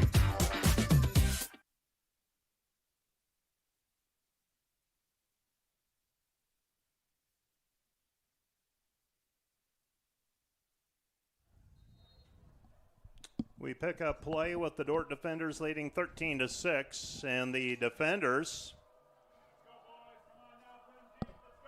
on the kick coverage. And this will be taken at the 10-yard line to the 15, to the 20, and blowing the play up. The Dordt defenders, good coverage that time, and you called that, Kyle. You sensed something like that coming. Yeah, you see the Dordt coverage team doing a shift. We got a flag down way back here at about the point of the kick at the 35. Yeah, so that's I going to wonder be if offsides. I'm assuming then that Mount Marty will take the 5 at the end of the kick, or are they going to make us re-kick it? Right now, the line of scrimmage is the 20. And it's decision time for Mount Marty, and there's 2:03 left to go. So a 5-yard penalty. It'll be at the 25 rather than the 20. So all things considered, first down and 10 at the 25, same thing as a touchback, and we'll take that almost any day of the week. And the Mount Marty Lancers now with it first down and 10. Jaden Weinzettel, a freshman from Webster City, on the special teams. Rugby Riken, first down and 10 for the Lancers. Man in motion is Waholtz. Hands it off to Hirsch. Hirsch, the ball carrier, and Hirsch. Little or no gain on the play, and the defenders rallying to the football a little bit better since that game-opening drive by the Lancers. Yeah, and just the little parts of this game, right, even that decision on the penalty. Honestly, if they force Dordt to re-kick it, you're giving up the 2-minute timeout because the clock's going to stop on the change possession. So Mount Marty staff, knowing that, hey, let's take the ball at the 25, run a play, and then have the luxury of the 2-minute. So the 2-minute warning in effect for the first half. This time out brought to you by Casey's Bakery. Find your favorite bakery products at caseysbakery.com. We're going to keep it right here as the Dordt defenders lead the Mount Marty Lancers 13-6. We are at the 2-minute mark of the first half, and the Lancers have it second down and 9 at their own 26-yard line. So the Lancers, they need an answer after Dordt has kind of dominated offensively the last couple of, the second quarter in effect, scoring, right. Good drive, turnover, score. They've done, Dort's offense has done what they've needed to. Yeah, absolutely. We would all love to see an explosive play or two out of the Dordt offensive unit, but, finishing drives in the end zone have been big so far, and now we got to make a stop on this Mount Marty offense. Back to pass is Riken. Riken passed over the middle, had a man open. Carbajal, that falls incomplete. It'll be third down and 9. And now for the Lancers, 1:56 remaining. They are in danger of giving the football back to the defenders with some time on the clock, and Dordt getting the kick to start the second half. Yeah, this is a big third down play. I'd love to see our linebackers and safeties jump some short routes because, Mount Marty's tendency here is to maybe throw it short of the sticks. They have guys that are pretty proficient at running the ball after the catch. So Yeah, we have a timeout by Mount Marty here, and that's probably one thing the defensive staff is going to talk right now is, be solid in your drops, but you got somebody in your area. Let's jump that route. On the soccer pitch, by the way, this time out brought to you by Casey's Bakery. Find your favorite bakery products at caseysbakery.com. Doan leads Dordt 2-1 late in that contest. That began at noon today. Anton Forsch getting a goal for the defenders in the 66th minute to make it 2-1. But the defenders now, 79th minute. They've got 11 minutes to work with. They're running out of time. They'll play the women's game at about 2:15 this afternoon. Other Great Plains Athletic Conference scores this afternoon. GPAC football. And my network just a little bit tardy today. We'll get to it. Probably not right now, though, as the teams break their timeout huddles, and I'll try to get those scores to you in just a little bit. There we go.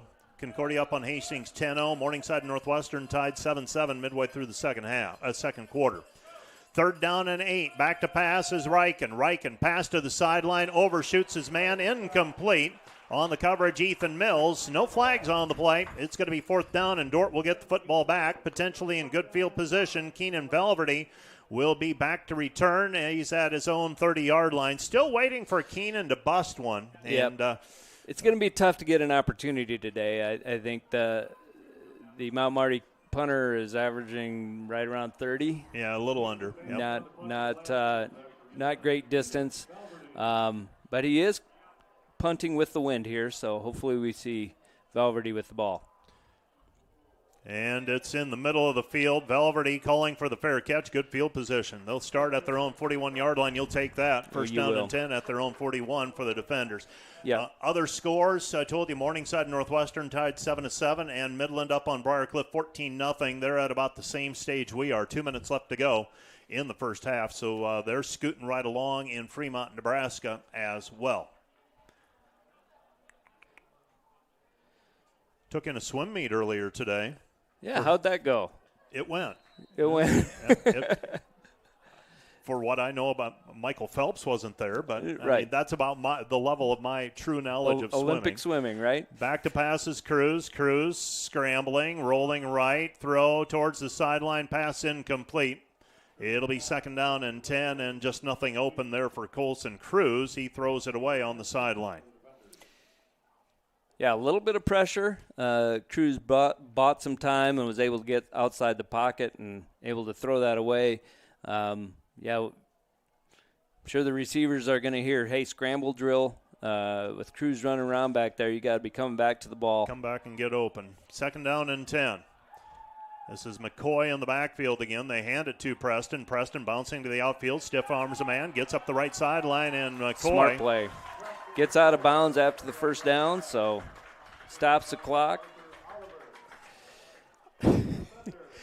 He just makes plays, Mike. He makes plays. I'm not questioning depth, but my goodness, every time the guy comes on the field, he makes a play. Yeah, I mean, he's had some big-time runs so far, early in this game. 1st down and 10 at the Mount Marty 49. It was interesting. He said, college football really wasn't on my radar. I was gonna go to school somewhere. I'm glad he found it. Yeah. I mean, handoff, McCoy. McCoy, the ball carrier. McCoy all the way up to the Mount Marty 41-yard line. Timeout, Dordt. So Dordt had all 3 of their timeouts remaining. They'll use one. Well, they should be down 1. They used one when it was 4th down, if I remember correctly. So I think we're off 1. Yep. Maybe not. It'll be 2nd down and 3 at the Mount Marty 42 after this timeout. This timeout brought to you by Casey's Bakery. Find your favorite bakery products at caseysbakery.com. Back with more after this.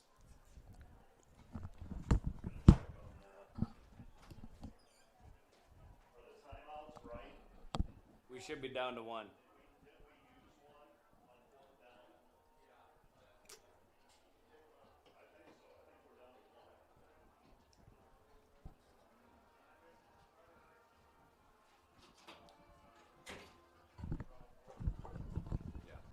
Still plenty of time.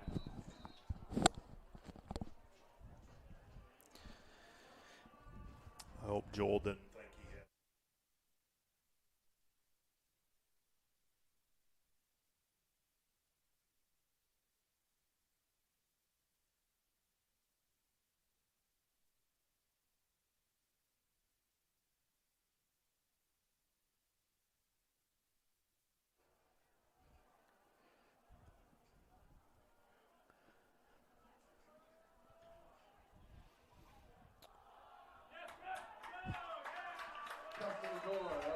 first down, so it's like get death on and the ball. taxes with him right now. It is. Just positive yards. It's a sure thing. Preston McCoy up the middle down to the 34-yard line. Maybe we could use that as his nickname, death and taxes. First down and 10 at the 34-yard line. Dordt with it. 70 seconds left to go in this one. Dordt has one timeout remaining. Might have had some movement. Dordt's going to take a shot down the field. Colson Cruz, he thinks he's got a free one. It's intercepted. I hope they had a free one. Yep. It should be. Looked like Mount Marty had had too many guys on the field. Their sub was taking his time, getting off, and Colson was that's an okay. Yep. You take your shot, but we also have a penalty in the secondary. Yeah, is this a holding too, or might be 2 against Mount Marty? So an illegal substitution. And waiting. Connor Singheisen holding us in suspense. The flair for the dramatic. Comes over, talks to the head linesman. Dordt leading 13-6. Under a minute to go. Yeah, there's a second one on Mount Marty in the secondary. Oh. I don't know if that was a hold or a PI. Pass interference would be nice. Give us 15.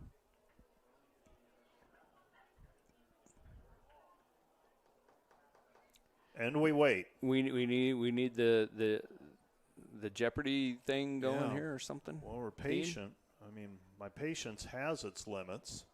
Yeah, this shouldn't be difficult. Get the call to the white hat. Give us a signal. Give Coach Penner enough time to decide which one he's going to take. It's kind of a no-brainer, but here we go. I think it's on the way.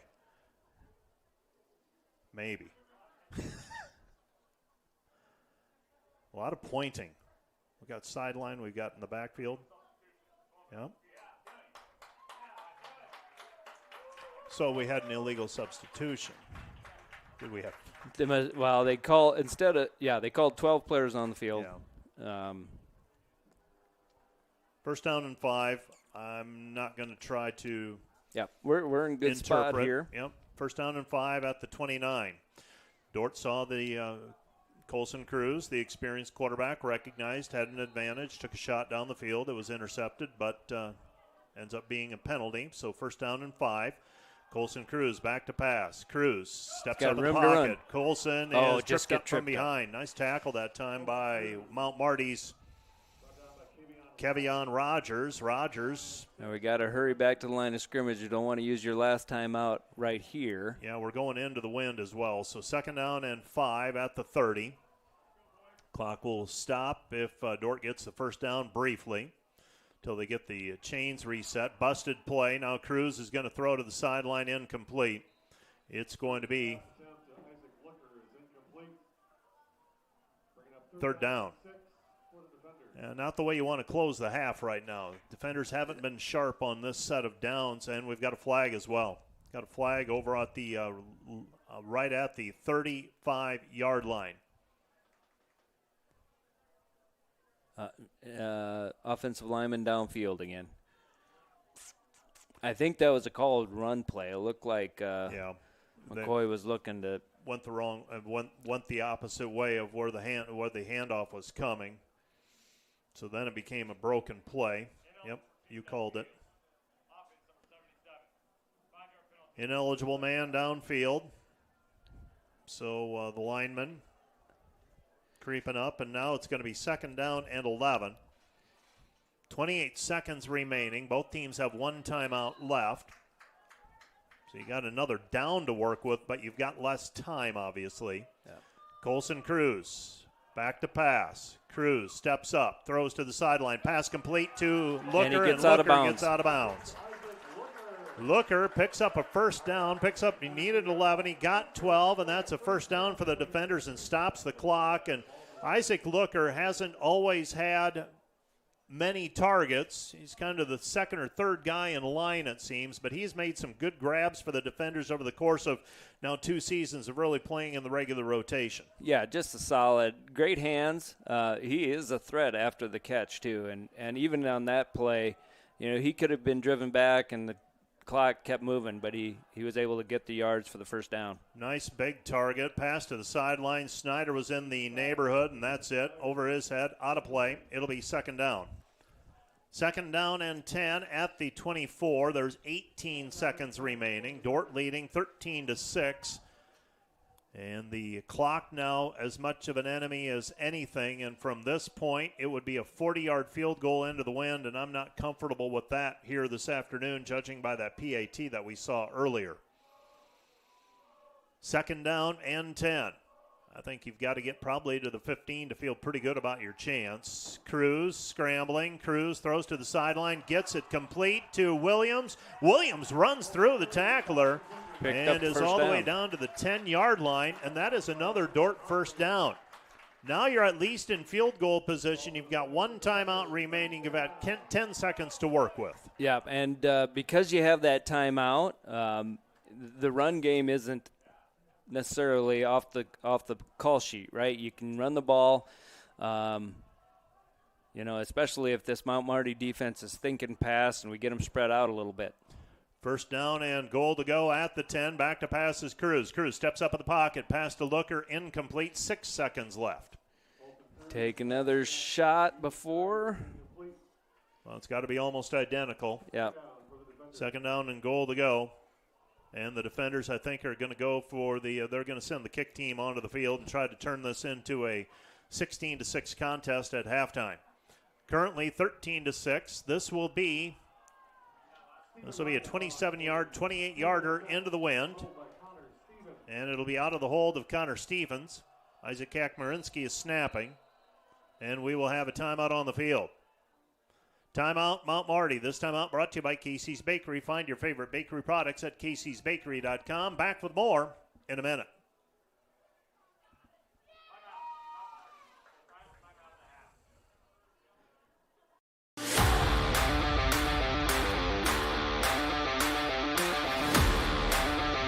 To Piper. Piper up the middle. Piper still on his feet. Touchdown defender.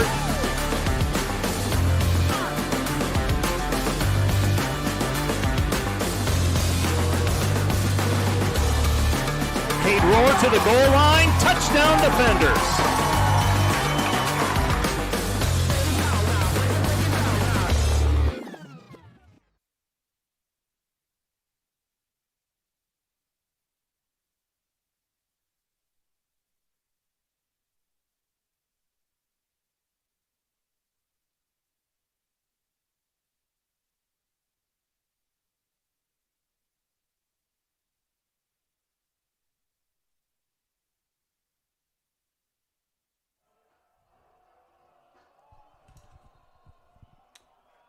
Stephen Linen on to try and make it 16-6 with 6 seconds left to go in the half. Dordt leading currently 13-6. 28-yard field goal attempt into the wind. Linen, plenty of leg, and that one splits the uprights.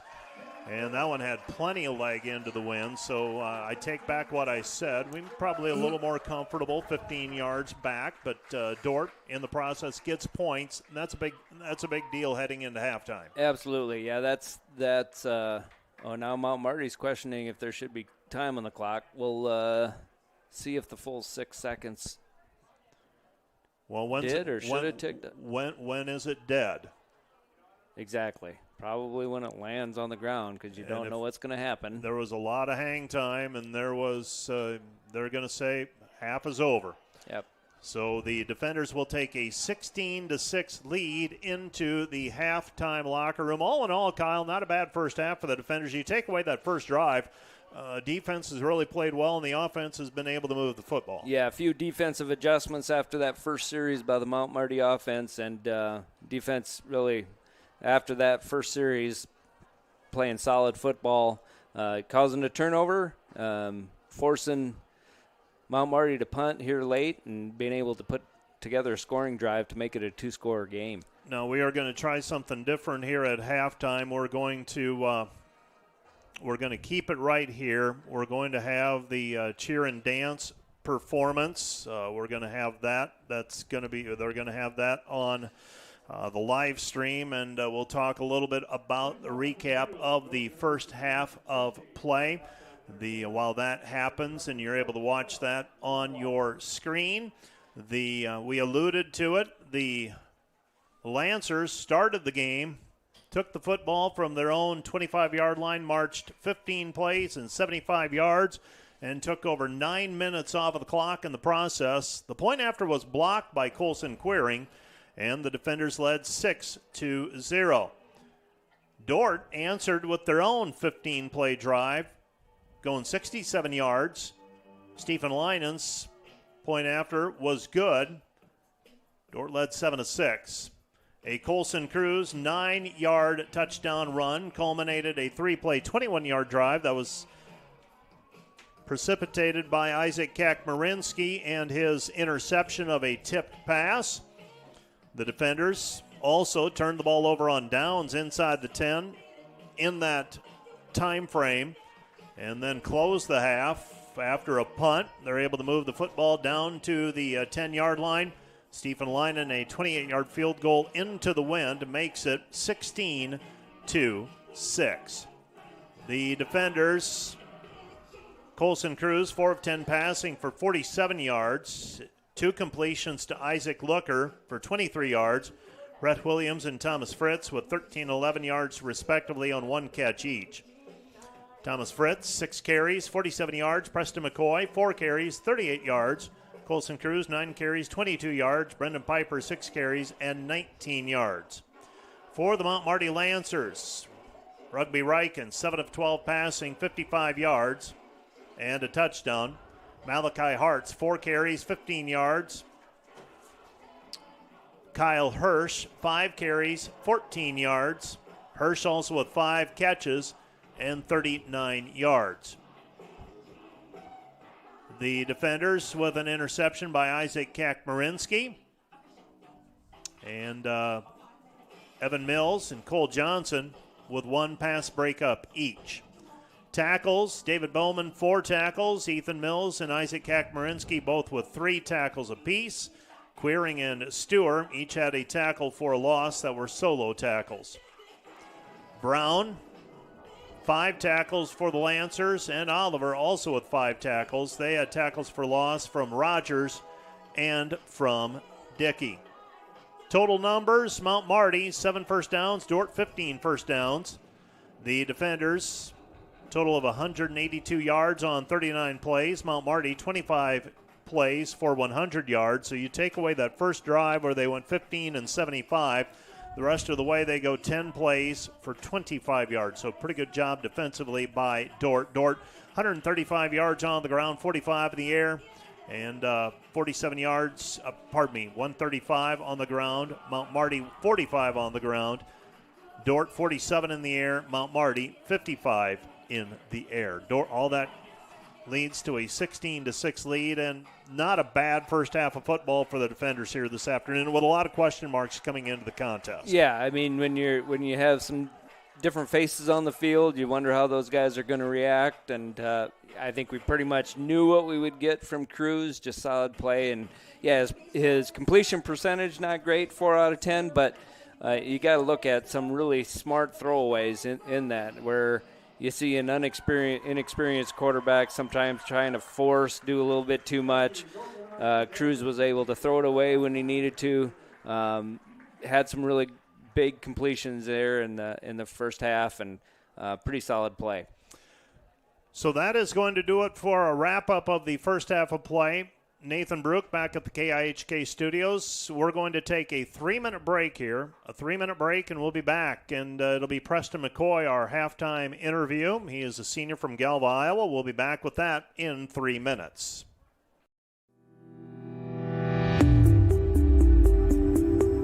Hello, Dordt University sports fans. Hope you're enjoying the game, whether you're a family or friend of a team member or a fan of the university. These players and coaches have put in hours and hours of practice, and it shows. There's one more thing that every coach makes sure the team has for each game, and that's a game plan.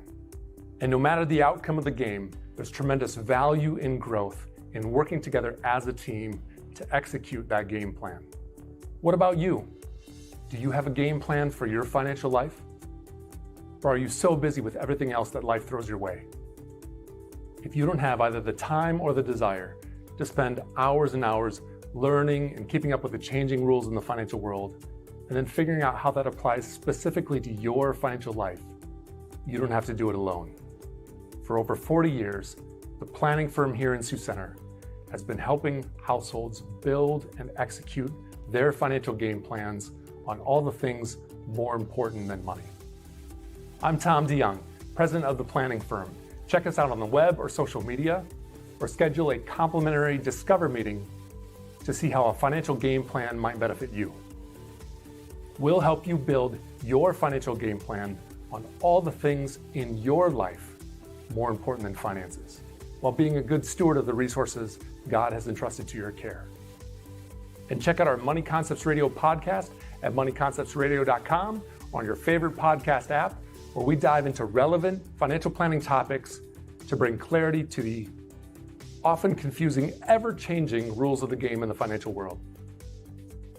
Enjoy the rest of the game, and remember to spend your most valuable resources, your time and your attention, on the things in life that matter more than money. And go Defenders!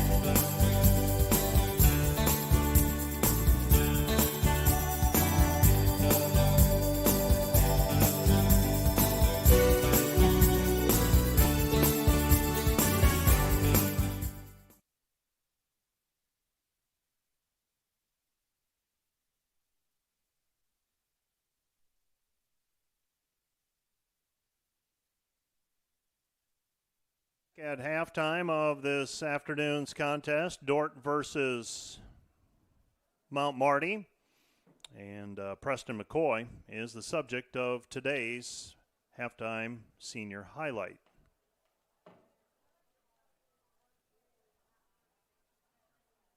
Galva, Iowa. And for those not familiar with where Galva is, where's Galva, Preston? I like to say it's right around the Storm Lake area. It's about an hour and a half southeast of here, just by Highway 20. It's a really small town, only about 400 people there, and not a lot going on, but pretty simple. What high school did you go to? What was the high school called? I went to Alta Aurelia. Okay. So a lot of people think I go into Ridgeview since I live in Galva, but I actually lived in Aurelia for a little bit and just never changed schools. So sure, yes, sir. What?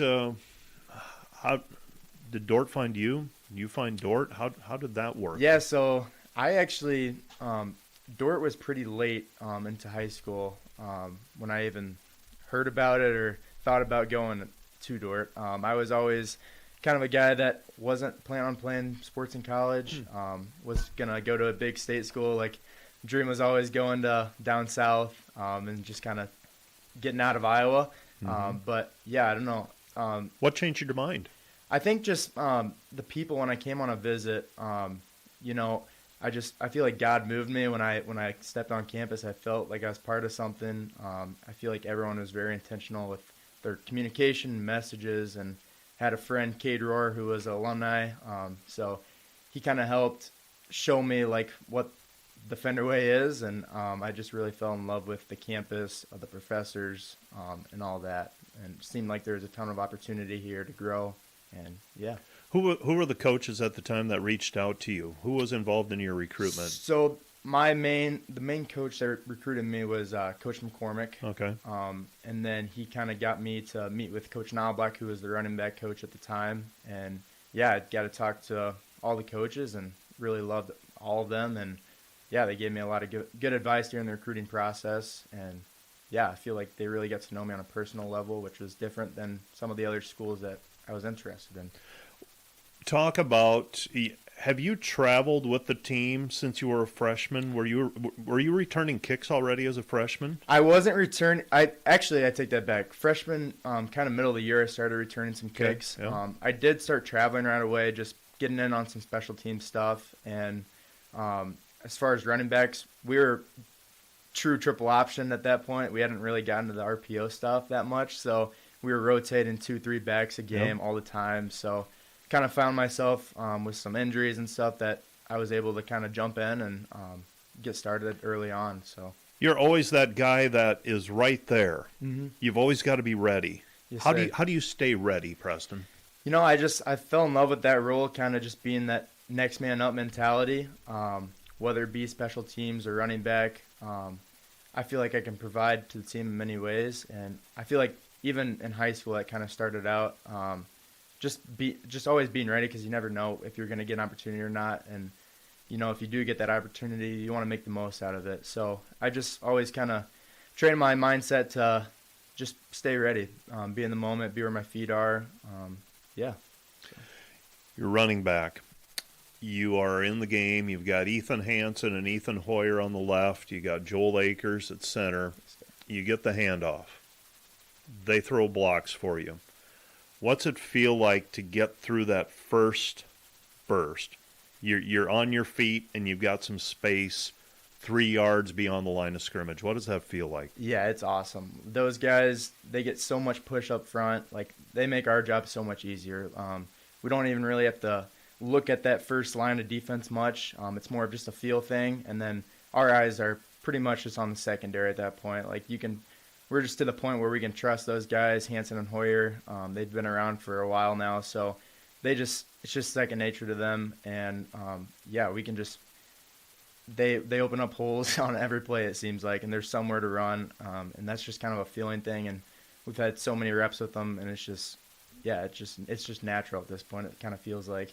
Last 2 games, you've gotten to the end zone. What's that feel like with the offensive lineman chasing you 70 yards to celebrate with you? Yeah, it's awesome. I mean, I'm thinking back to 2 games ago. I don't think I was even touched on one of them. Yeah. Just the amount of movement they get, how intentional they are in their details, just makes it so much easier for us. And yeah, it's fun when you're meeting them in the end zone and celebrating with them. So, with football, you've had to balance academics and studying. What are you studying?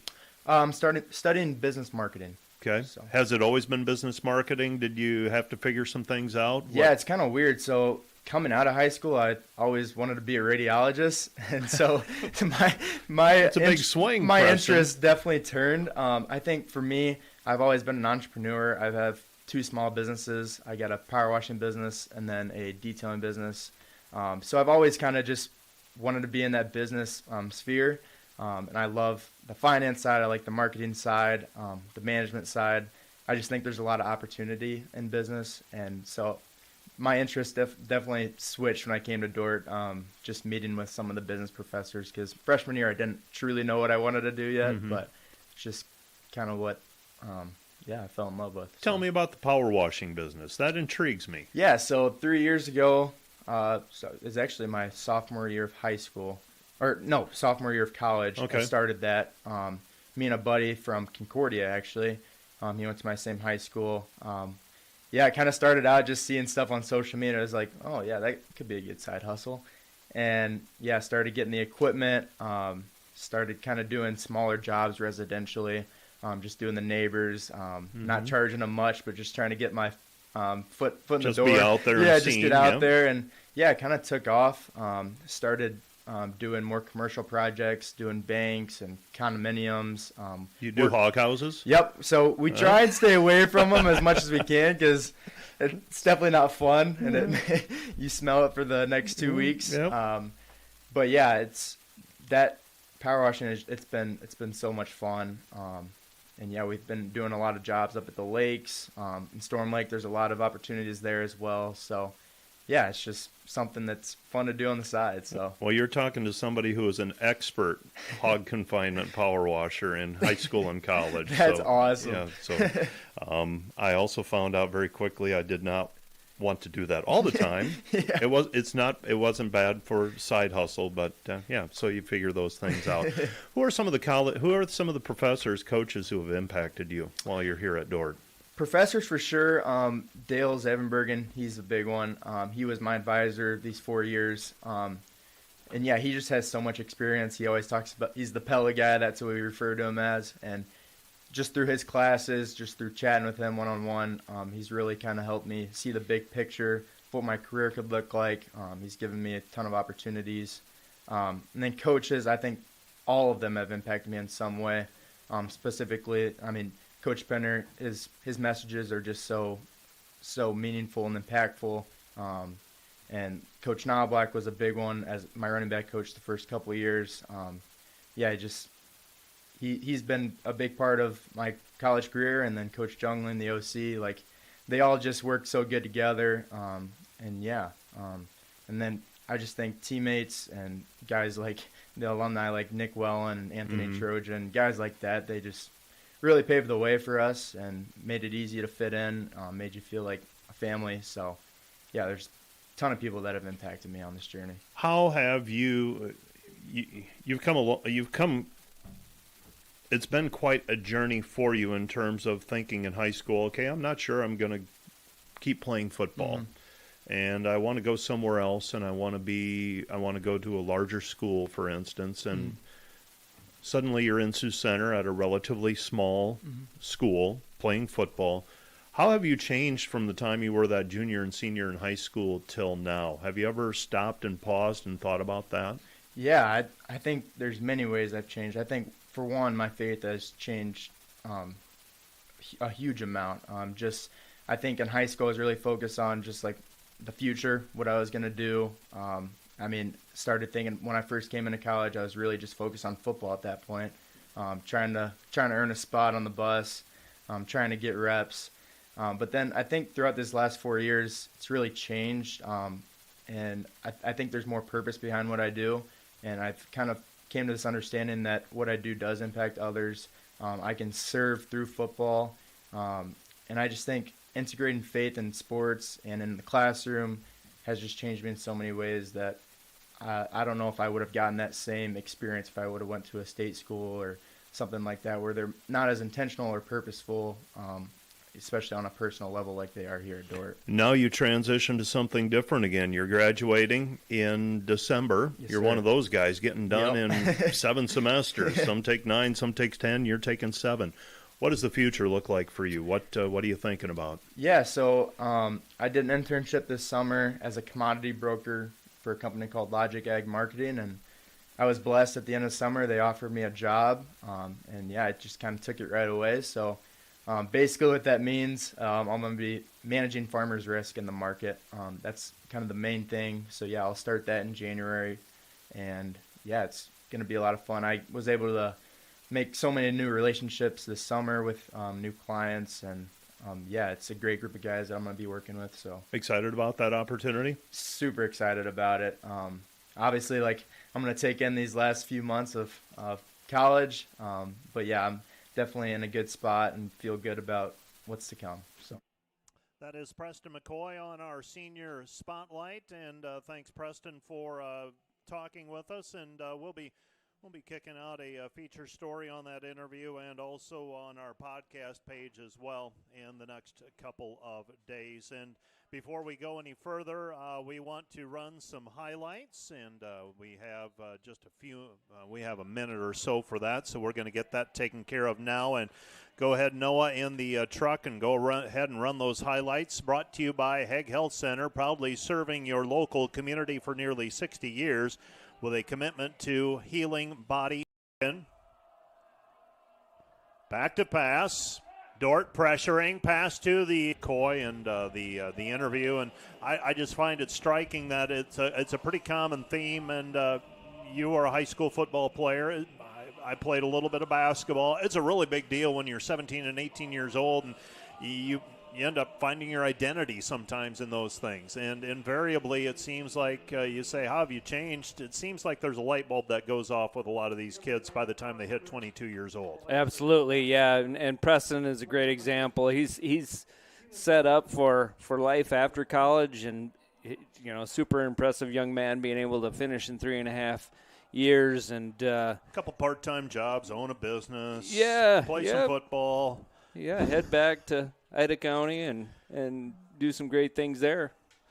Not a bad life. So thank you again to Preston McCoy, and I'm always amazed. I'm humbled that they receive an email from me, and they're saying, "Oh yeah, sure, I'll sit down with you for 15 minutes." So get the opportunity to meet them, tell a little bit about themselves, and we'll continue working through as many of those seniors in multiple sports as we can. I've got, I think, Marco Lannen. He's Spaniard. He is going to be visiting with me on Monday, I think, so we'll get that up. He's a men's soccer player. Unfortunately, his is going to take a little bit of a different tone because he likely is lost for the season with an injury that he's dealt with in the last week or so, and that's how quickly things can change for these guys as well. So, that's a great example of, you don't know when your last snap or last play of a game or whatever is going to happen, so you do cherish every moment of it.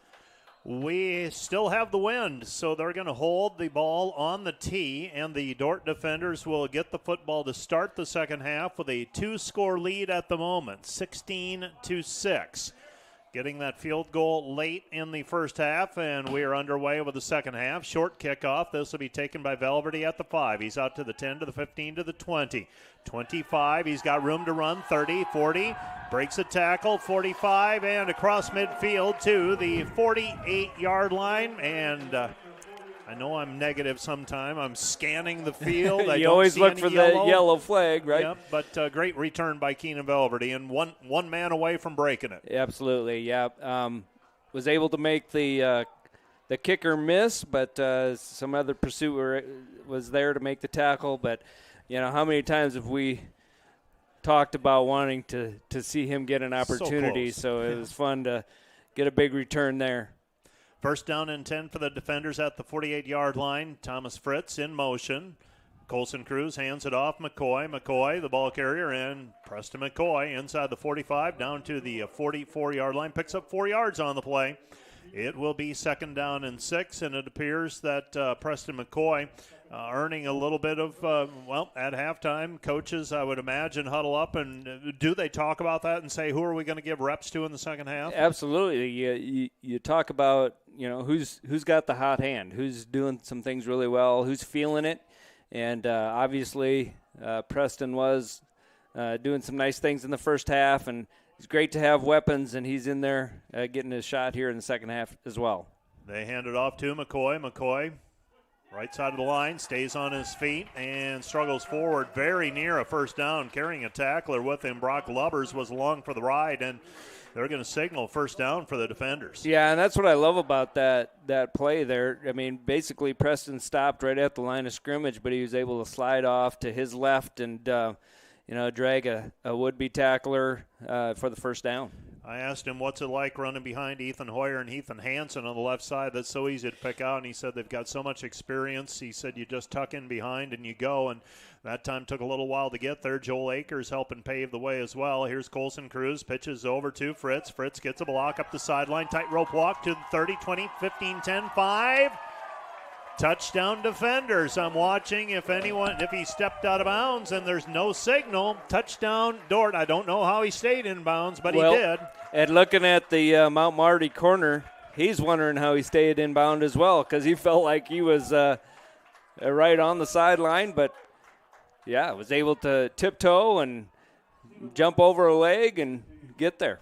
Got a little bit of a block from Preston McCoy, and you talked about it, that perimeter blocking, and then downfield blocking, and then it's Thomas Fritz doing what he does and making people miss and somehow staying in bounds. Dordt scores on their first possession of the second half. Snap is down, kick is up, and the kick is good.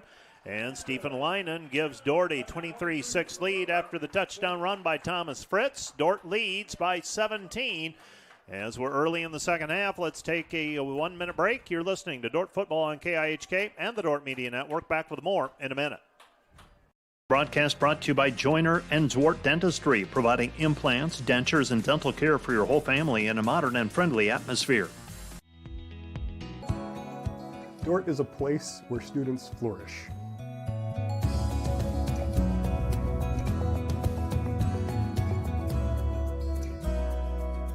What stands out about Dordt's mission is how they prepare us as students to face a world that is in need of the Word of God.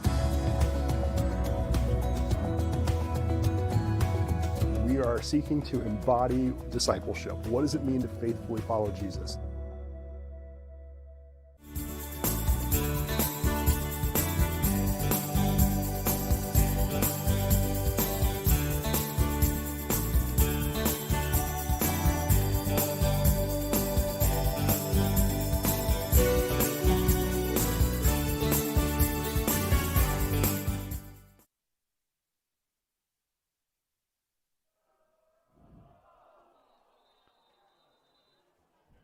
The defenders will be kicking off after scoring to start the second half. The Dordt defenders leading it 23-6, 13:23 left to play in the third period, and a great start for the defenders here in the second half. And we were gushing about Thomas Fritz able to stay in bounds, but now the question is, and you alluded to it, okay, how does Mount Marty respond now to being down by a couple of scores? Right.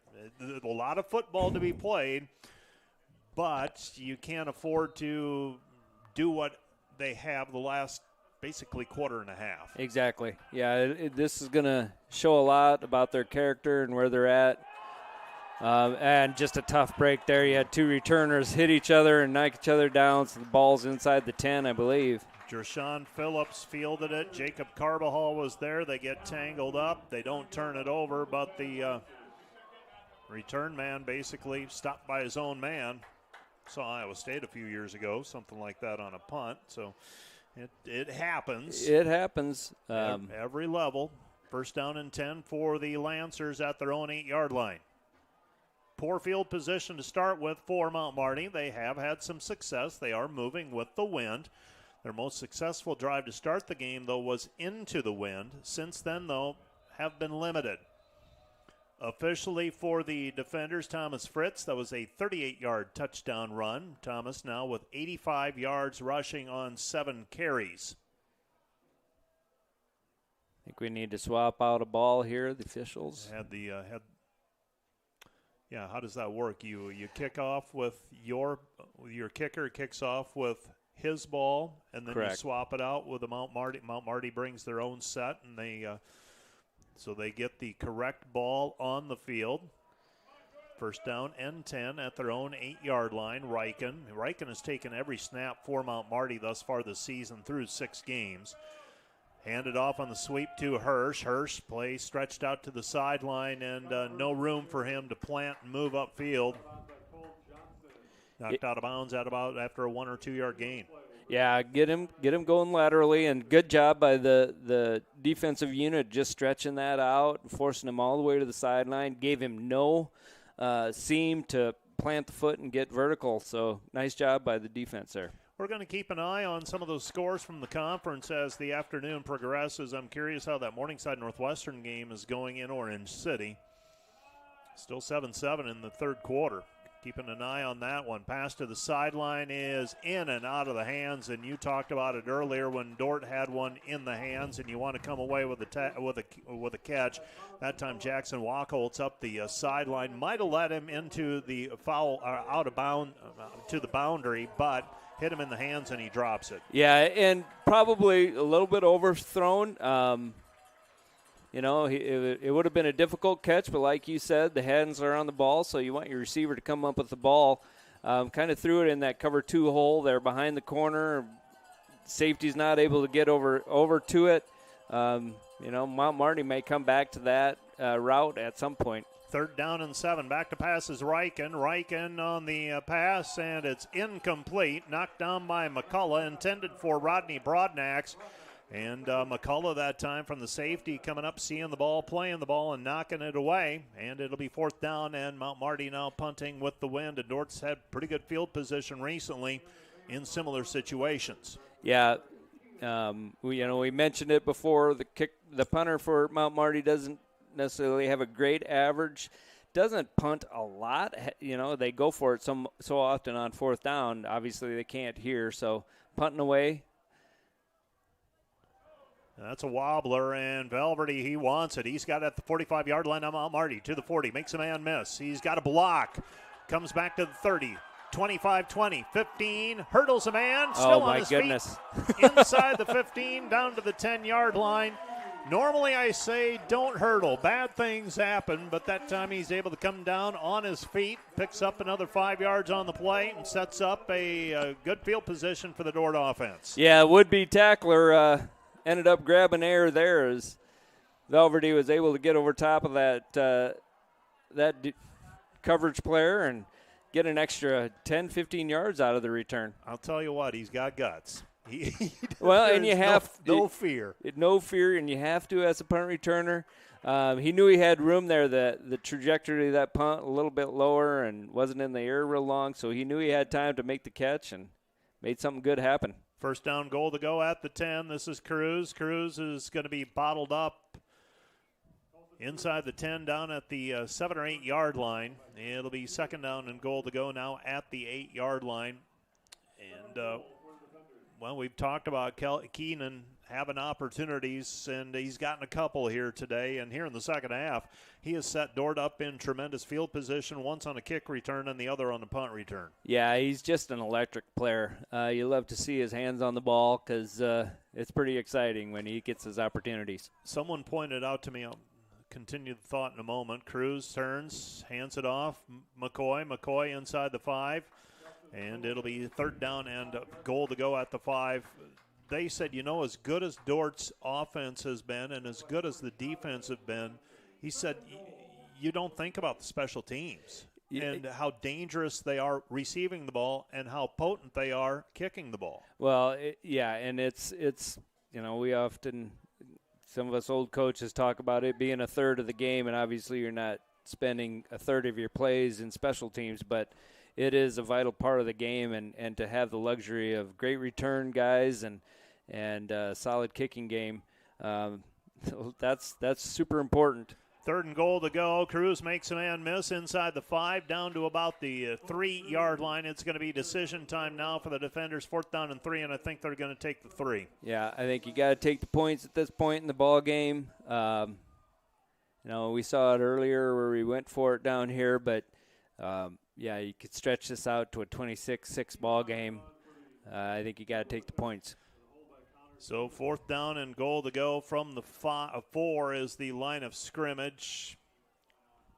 He'll kick from the left hash mark, Will Stephen-Leinen. This will be a 21-yard attempt in the shadow of the goalpost, and he splits the uprights dead center. And the Dordt defenders lead it now 26-6 with 10-11 left to go in the third quarter on a day that has turned overcast. Let's take a 1-minute break. We'll be back with a kickoff right after this. You're listening to Dordt Football on KIHK and the Dordt Media Network. Broadcast is brought to you by RA Rentals. Looking for top-notch rental equipment for the next project? Look no further than RA Rentals, located in Sioux Center, Spencer, Storm Lake, and Sioux Falls. RA Rentals, your regional equipment rental experts.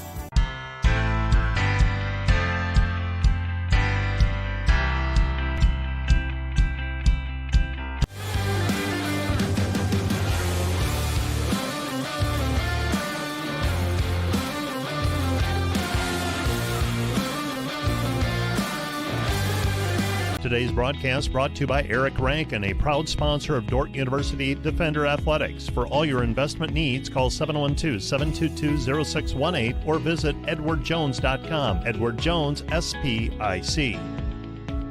Members Cut, more than meat, where strong values, great food, and hometown spirit comes together. Stop in and taste the difference community makes. Located just south of Scooters on Highway 75. This is a Dordt Media Network student-produced live stream broadcast.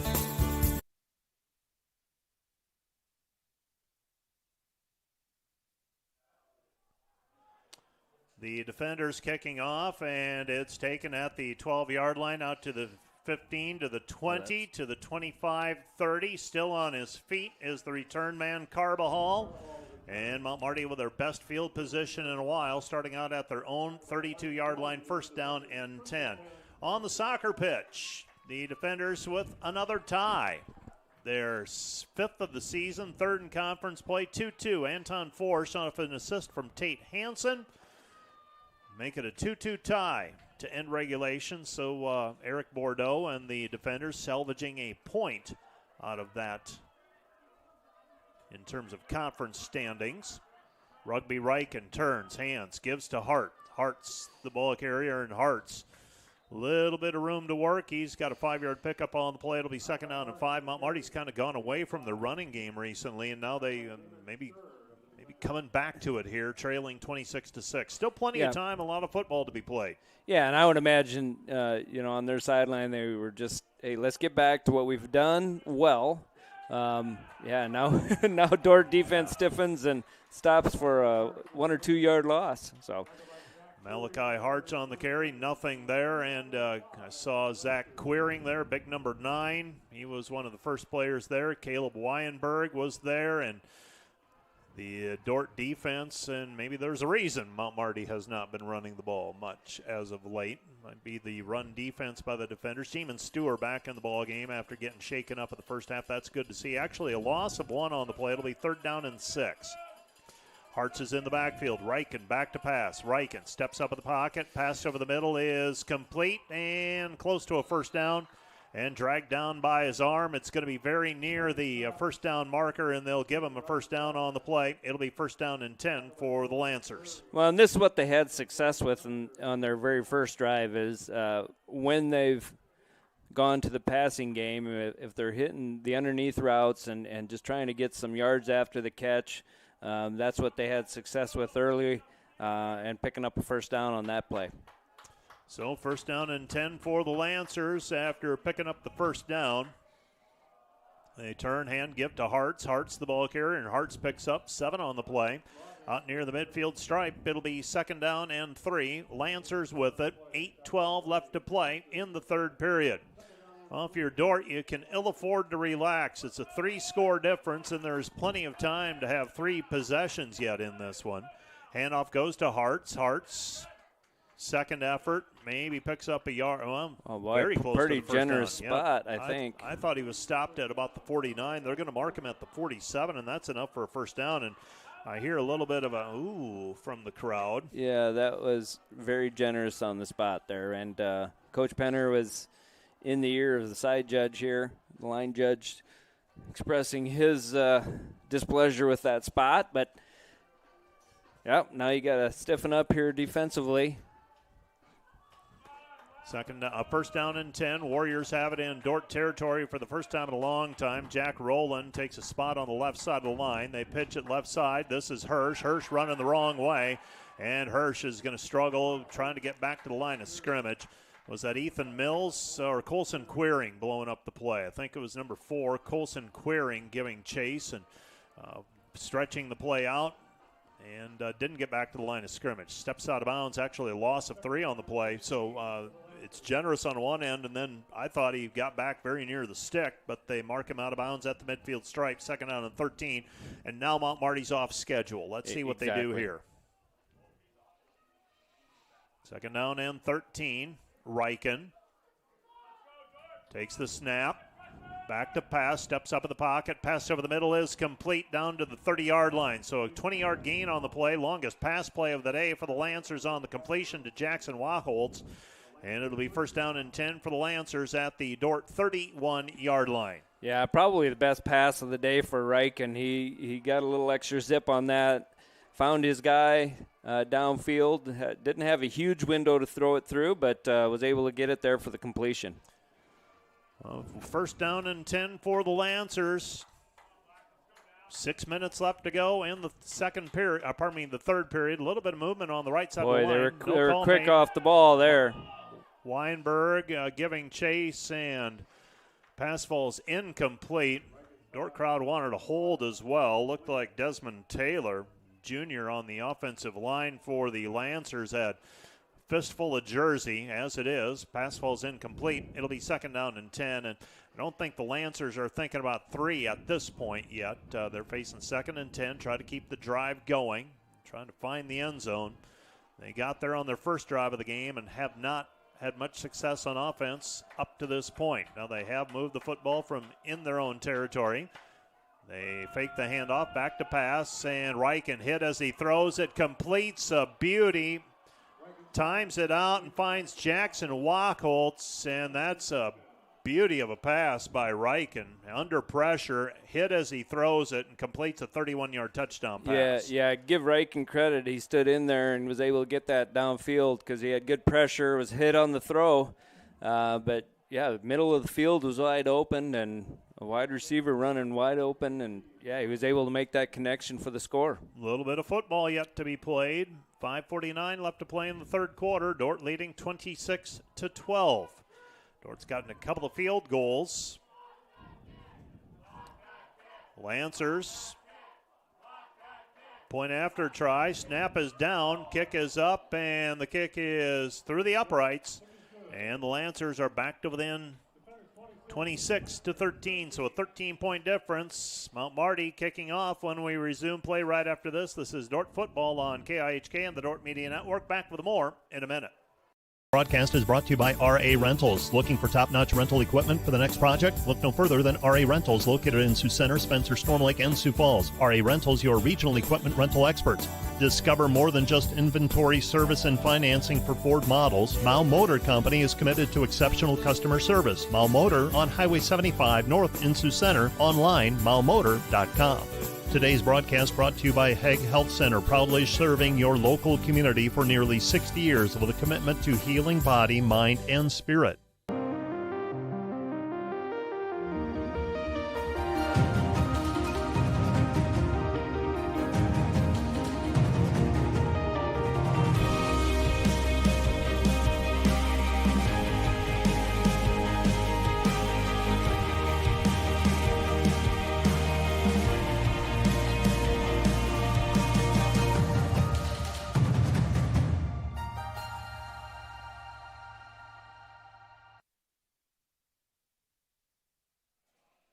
Well, the Mount Marty Lancers come up with a response, and they cut the lead down to 26-13, and the Dordt defenders will be receiving the kickoff.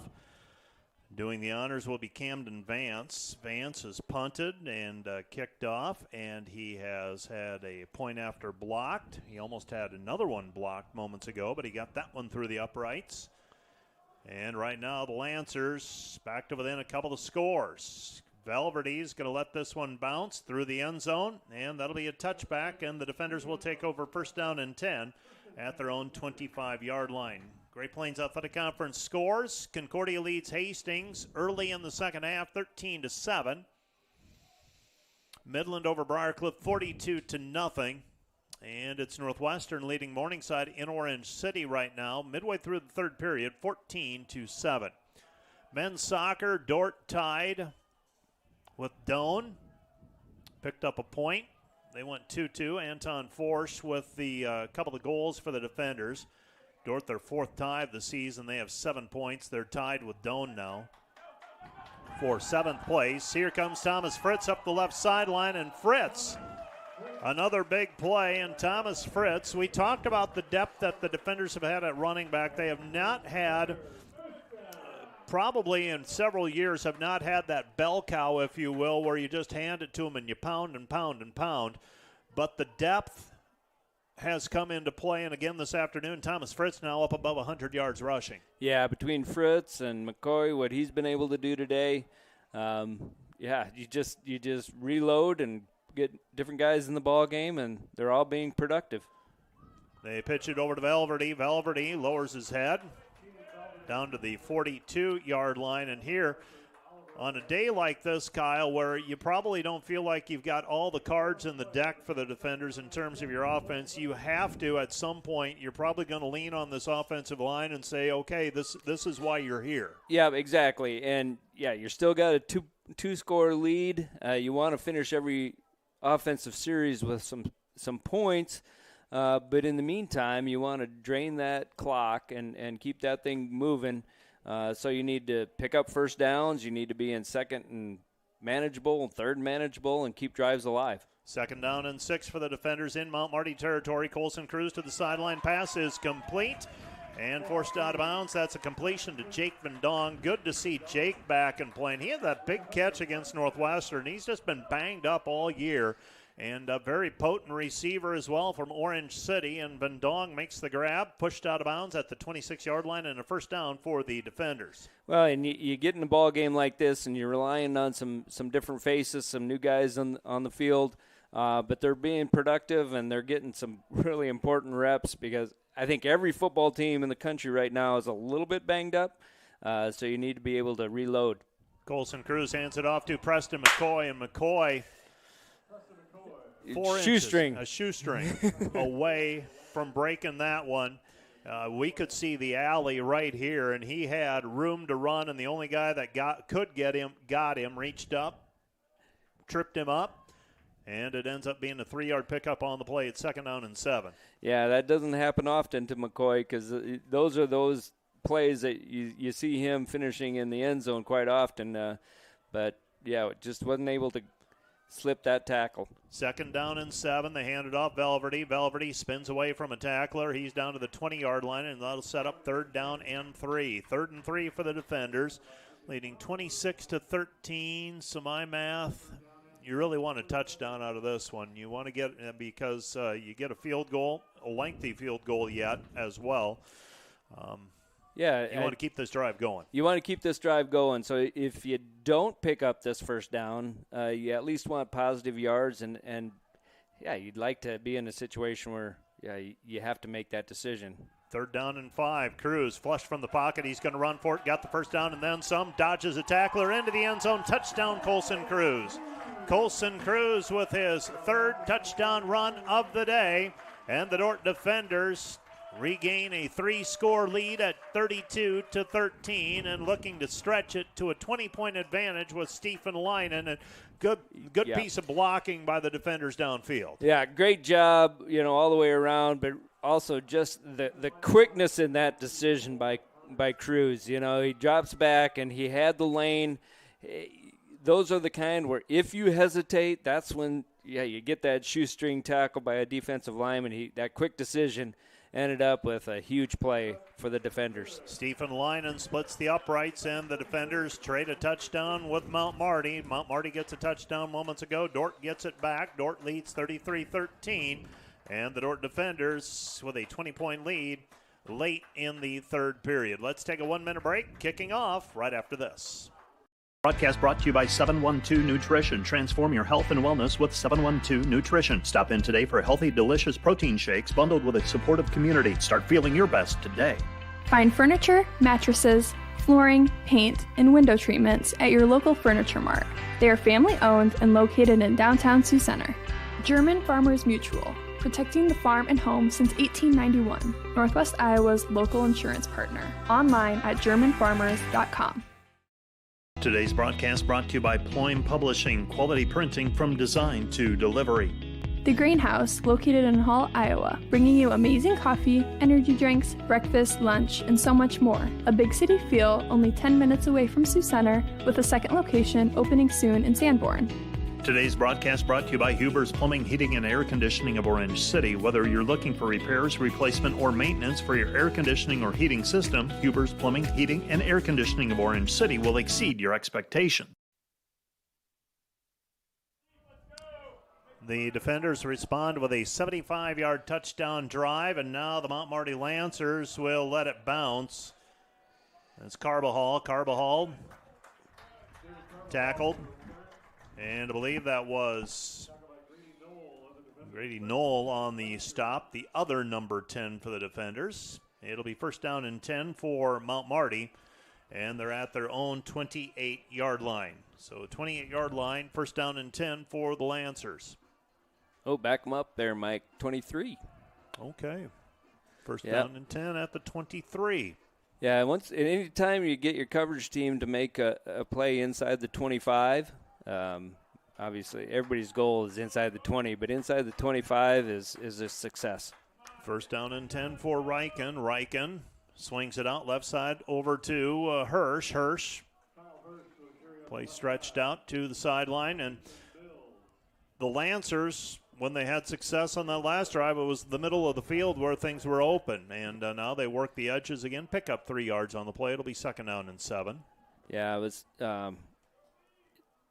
they had success with Hearts inside, and they kind of have gone away from that a little bit, doing a little bit more perimeter run game stuff. And, yeah, you got to keep defenses honest, but haven't had a lot of success outside.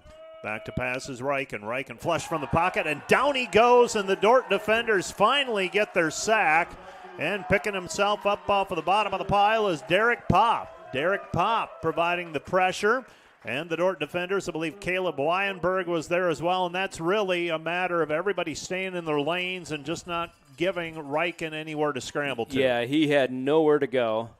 His only option was try to get that ball off a little bit quicker. But good coverage downfield. He had no one to go to. And I did notice that we jumped a couple of the shorter routes, so forced him to hold it for a second, and Popp was able to get there for the sack. A loss of 9 on the play. It'll be 3rd down and 14. Football at their own 20. They need the 34 for a first down. Back to pass. He's hit as he throws it. Pass falls incomplete. And a flag comes out. They're going to call Isaac Kakmarinsky. Was it Kakmarinsky or was it Colson Queering who arrived early? It must have been Queering. It came from an odd spot. An odd spot. So I'm not sure why he was looking at the ball there. If that is the call, it would be a strange play because it came from the far side official. There is some discussion here.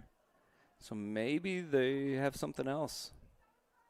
Was there a pick play? Normally not in this part of the field. Right. No, you wouldn't think so, but it's going to be pass interference. I can almost guarantee it. Yep. Now it's a spot foul. Yep. So. But it is an automatic first down. Right there. Well, where are you going? No. Hey, you got to back him up here. That's a spot foul. That's a spot foul. Yeah. They got to back it up here. Yep. Yeah. The referee. Yeah. There, they got it corrected. Let's try this again. It's a first down, regardless, but it is a spot foul. Yeah, because it was inside of 15 yards. Yep.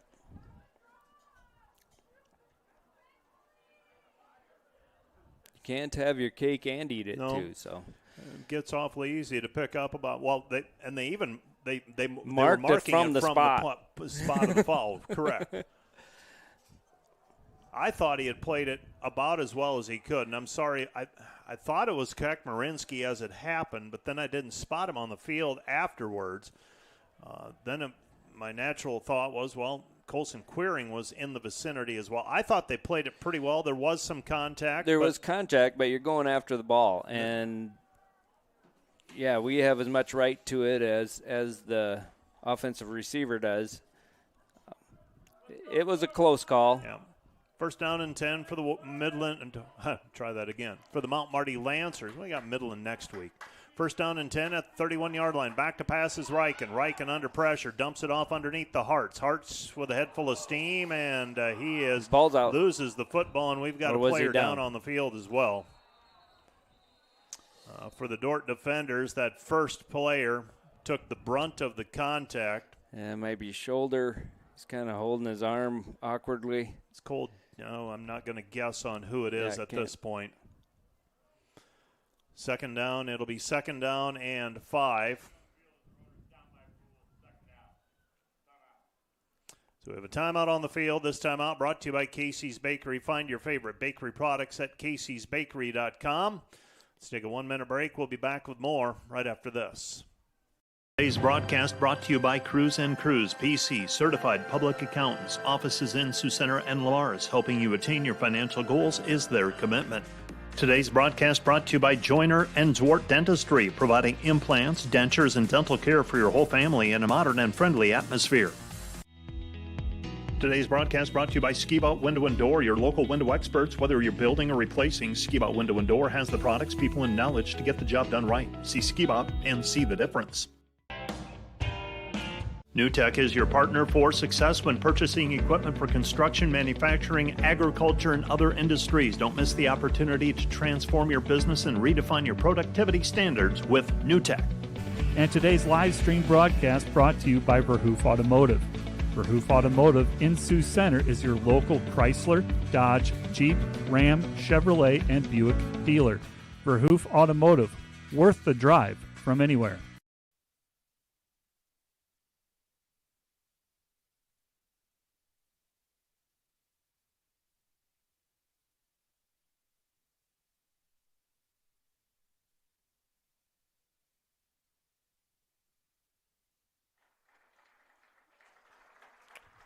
One of our younger players, Kyler Bork, safety from Remsen, Iowa,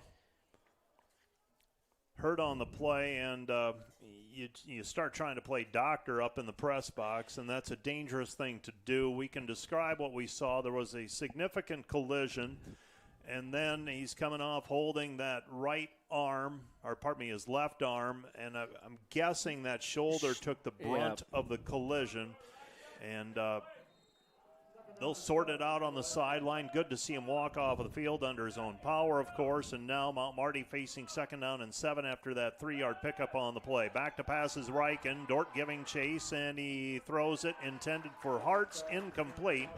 It will be 3rd down and long. 3rd down and long for the Mount Marty Lancers. Trailing in this one, 33-13 with under a minute left to go in the 3rd period. Yeah, great job by the defensive line, just getting the pressure. Reichen not able to set his feet to try to get that, even the check down throw, make connection on the check down throw. Did have his back out again, Hart's open, but just couldn't get him the ball. Feldman and McCullough are your safeties right now for the defenders. So we are the defense. Brandon McCormick mixing and matching and getting people on the field. Back to pass, and the ball's out. Loose. Knocked down by Pop, and the ball recovered by the defenders. They're going to say incomplete pass. No way. I don't agree with that. Zach Queering covered it up. I don't think his arm was going forward, but the defenders will force a punt. Derek Pop, I thought, knocked it free before the arm was going forward. We do not have 32 cameras like the NFL to take a look at it. Well, but you saw the same thing I did. I sure thought he was there. Is that something that we can challenge? I don't think Coach Penner's even considering it here. Just get the ball back to your offense, but boy, that looked like a turnover to me. As it is, the defensive line puts on a push up front, and now the Lancers punting, and Valverde, they're going to angle it away from Keenan Valverde. It's going to go out of bounds at the 36-yard line. Mount Marty has seen enough of Keenan Valverde running back punts and kicks at this point. They kick it out of bounds. It'll be Dordt football at their own 35-yard line with 23 seconds remaining in the 3rd period. And the defenders moving into the wind on this drive. And watching on the sideline there, Kyler Bork, well, initially really looked tough. Yeah. Now sitting up and actually having a conversation with the medical staff, so that's good to see. Yeah, hopefully it was just one of those, we often call them a stinger, where you kind of the whole arm goes numb. Yeah. You hope it's actually that. At initial contact, I thought he may have been knocked out on the play, but then it ended up being more of a shoulder type arm injury. Hand off to McCoy. McCoy, the ball carrier, and we got a flag in the backfield as well. So this one's likely coming back after about a 5-yard pickup on the play. 18 seconds left to play in the 3rd period. Dordt leading 33-13. Coming up later today, we'll be scooting over to the DeWitt Gym for volleyball as the Defender volleyball team taking on the nationally rated Midland Warriors this afternoon. Junior varsity getting rolling at 3:30 and varsity getting started. So 10-yard penalty on the play. It'll be 1st down and 20. 18 seconds left to play in the period. And this is one where if you're Dordt, you don't want to get cute. You don't want to turn something over here deep in your own territory. This one could change quickly. Imperative that the defenders hang on to the football. Yeah, we're going to get the quarter break, so at least get the wind at our back here. And, 1st and 20, you just the worst thing isn't to punt, right? You just got to take care of the ball here. You want to get – obviously, you're not giving up on this drive. You want to get those 20, but you need positive yards and you burn a little bit more clock, use some clock, and yeah, just don't do anything that's really going to hurt you by turning the ball over. Let's take a 1-minute break. We'll be back with the fourth quarter of action. Dordt leading Mount Marty 33-13. Back with more on Defender Days right after this 1 minute. Broadcast brought to you by Snyder Insurance and Financial Group of Sioux Center, offering life, health, Medicare supplements, annuities, and more. Trusted service and exceptional products with you in mind since 1973. Today's broadcast brought to you by 712 Realty, a team of realtors in Northwest Iowa with the drive, care, and results you need to buy or sell your home. Visit them online, 712realty.com, leading you home. This broadcast brought to you by the Ullman Funeral Homes, Chad Ullman, Lori Ewell, and Taylor Van Witchell, providing professional attention to every detail. Hi, this is Alex with Outdoor Elements. We've been the region's premier landscape company for over 15 years. With our own in-house landscape designer, we create extraordinary outdoor spaces where you will make memories with family and friends. We do all types of landscaping, and we're the region's only certified pool professionals. We specialize in saltwater pools, which are easy to maintain and gentle on your skin. Check out our website at OutdoorElementsInc.com. We make your landscape as beautiful as your home. When you want the best, contact us at 712-476-5299 or email us at info@OutdoorElementsInc.com. 1st and 20 for the Defenders. They pitch it over to Fritz. Fritz on the left sideline. Fritz back to the original line of scrimmage for this set of downs. And it'll be 2nd down and 20, and now we've got a flag. I think we got a penalty on Mount Marty. That's a silly penalty. If that's an unsportsmanlike at the conclusion of the play, that's a silly penalty. Yeah. And I think that's exactly what we're going to have here, Mike. Saw a little that's the only thing scrum that makes here. sense with that timing. Yeah. Unless they're going to end up offsetting, but we'll see that. We'll see. Checking conference scores as the officials talk things over. The game you're listening to, Dordt leads Mount Marty 33-13. Other conference scores. Oh. So we end up offsetting.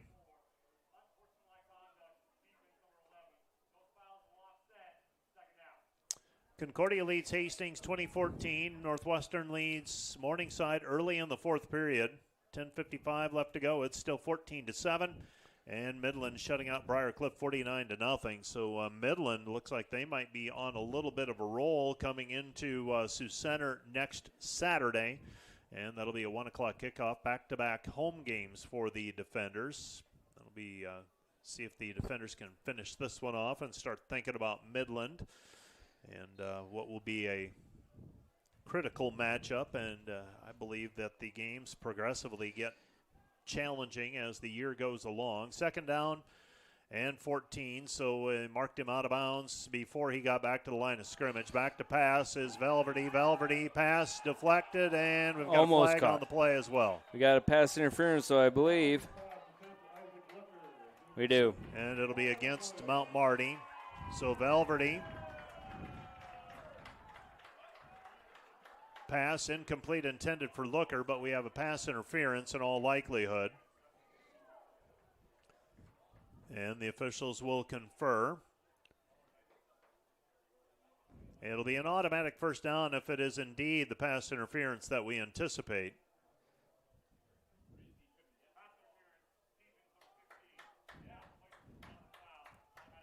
So first down for the Defenders. Spot of the foul was the 45. And the Defenders extend the drive. And now, if you're Dordt, obviously points are good, but you also want to use the clock. Absolutely. You don't want to, give this Mount Marty offense any more opportunities than what they'll naturally get. And so, it's we call a little bit the 4-minute offense, but you want to be taking your time in and out of the huddle and keep that clock going as much as possible. 14:27 left to play in the contest. Fake the handoff. Cruz over the middle. Pass complete to Rhett Williams. Williams past the 40 down to the 32-yard line, and that is a 18-yard pickup on the play, and we've got a penalty on the flag. Ineligible man downfield was the preliminary call.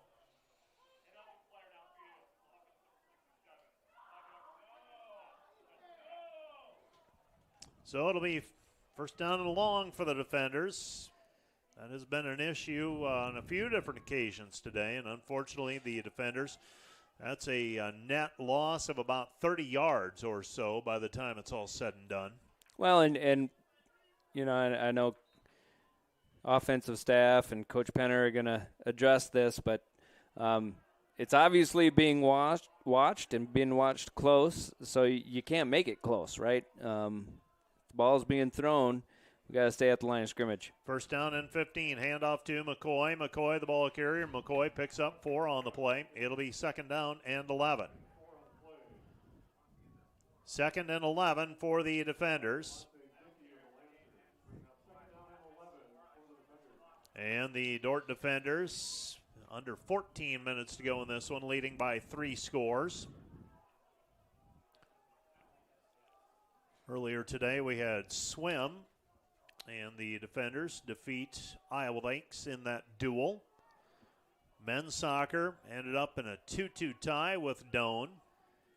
Women's soccer scoreless right now between Dordt and Doane, relatively early.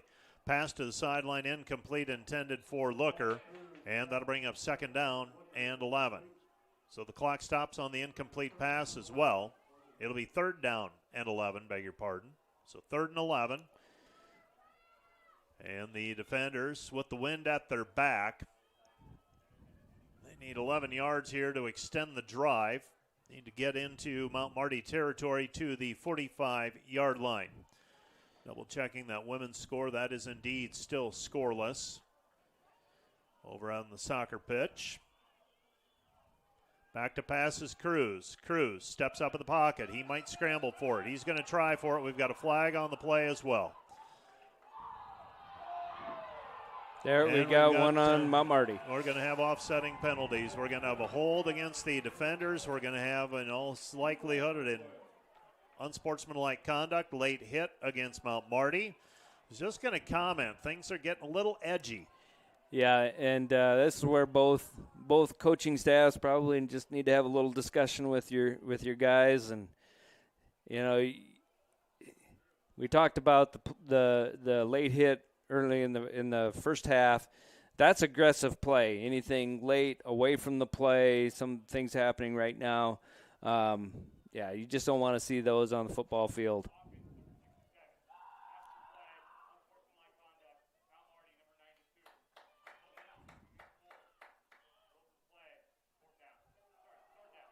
I was going to say.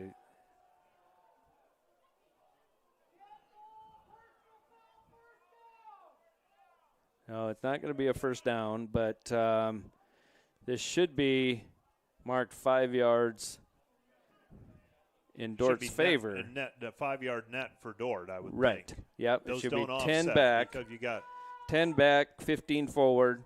Should be third, and then repeat the down. So you're looking at 3rd and 7, 3rd and 6, 3rd and 7 on the play.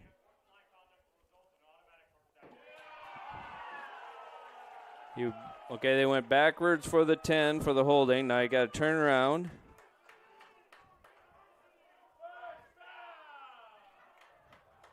It's going to be first down. Now you go 15 forward.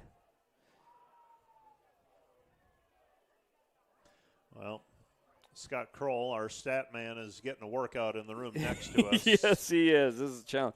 Penalties are the most challenging part of keeping stats, that and duplicate numbers. And if anybody can handle it, Scott can. So I have full confidence he will do his best. I have full confidence he'll probably get it right. We'll take a look at it after the game just to make sure. Yep. Fresh set of downs for Dordt, though. And now we're going to have a timeout. We're going to talk things over. First down and 10 for the defenders at their own 49 with 13:04 remaining in the game. Time for everybody to take a breath. This timeout brought to you by Casey's Bakery. Find your favorite bakery products at caseysbakery.com. Back with more in a minute. When you add up all the Wi-Fi connected devices in your home these days, you'll be surprised at how many there are and how much bandwidth they're using. Do the math. It just may add up to needing faster Wi-Fi. Premier Communications has you covered with reliable internet speeds up to 1 gig. Keep everything connected with Premier Communications. Visit us online at mypremieronline.com or call at 1-800-741-8351.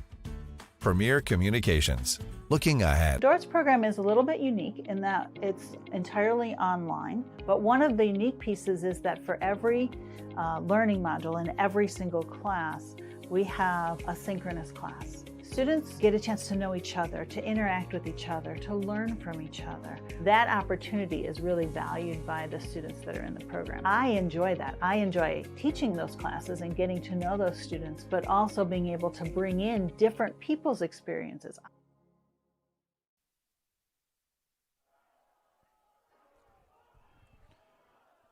First down and 10 for the defenders after the timeout. Colson Cruz dodges a tackler. He's to midfield, and we've got a flag on the play, and it's likely going to be a hold on the defenders.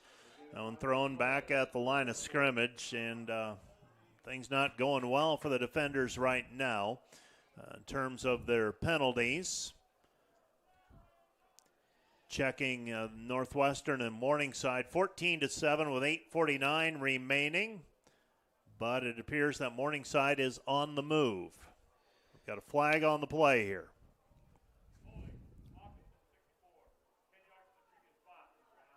So going to be first down and 20. Feels like we've covered this ground before. We have. First down and 20. Football will be at the Dordt 39-yard line. Taking time off of the clock, if nothing else. Not very clean, though.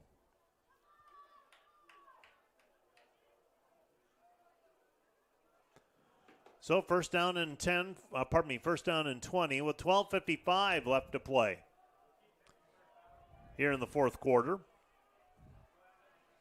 Snyder, right to left. Cruz is going to run option. Colson pitches it over to McCoy. McCoy up the left sideline, and Preston McCoy almost back to the 49-yard line. That would be the original line of scrimmage for this set of downs. And they mark him out of bounds at the 50. So nifty piece of run in that time by Preston McCoy. And the Dordt defenders. Preston McCoy now up around 70 yards for his day of work. Yeah, and he can thank Cruz on that one. Was just stretch that option play out, and with a late pitch was able to get it to Preston to get down the sideline for a nice gain. Second down and long. Handoff Valverde, and Valverde met at the line of scrimmage, driven backwards. It'll be third down. So Valverde stopped for no gain on the play.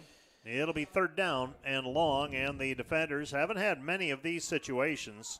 We also haven't seen Ivan Orozco yet punt. That's right. So he is waiting on the sideline. Although we do have the wind at our back. 67-yarder might be a little long. That might be 70. Yeah. So you get into the 35, 40-yard line, then maybe we're talking field goal range. Right now the football at the midfield stripe. Back to pass is Cruz. Cruz towards the sideline and nearly picked off. And Ethan Snyder had a look at it. Isaac Crownover. We've got a flag on the play again.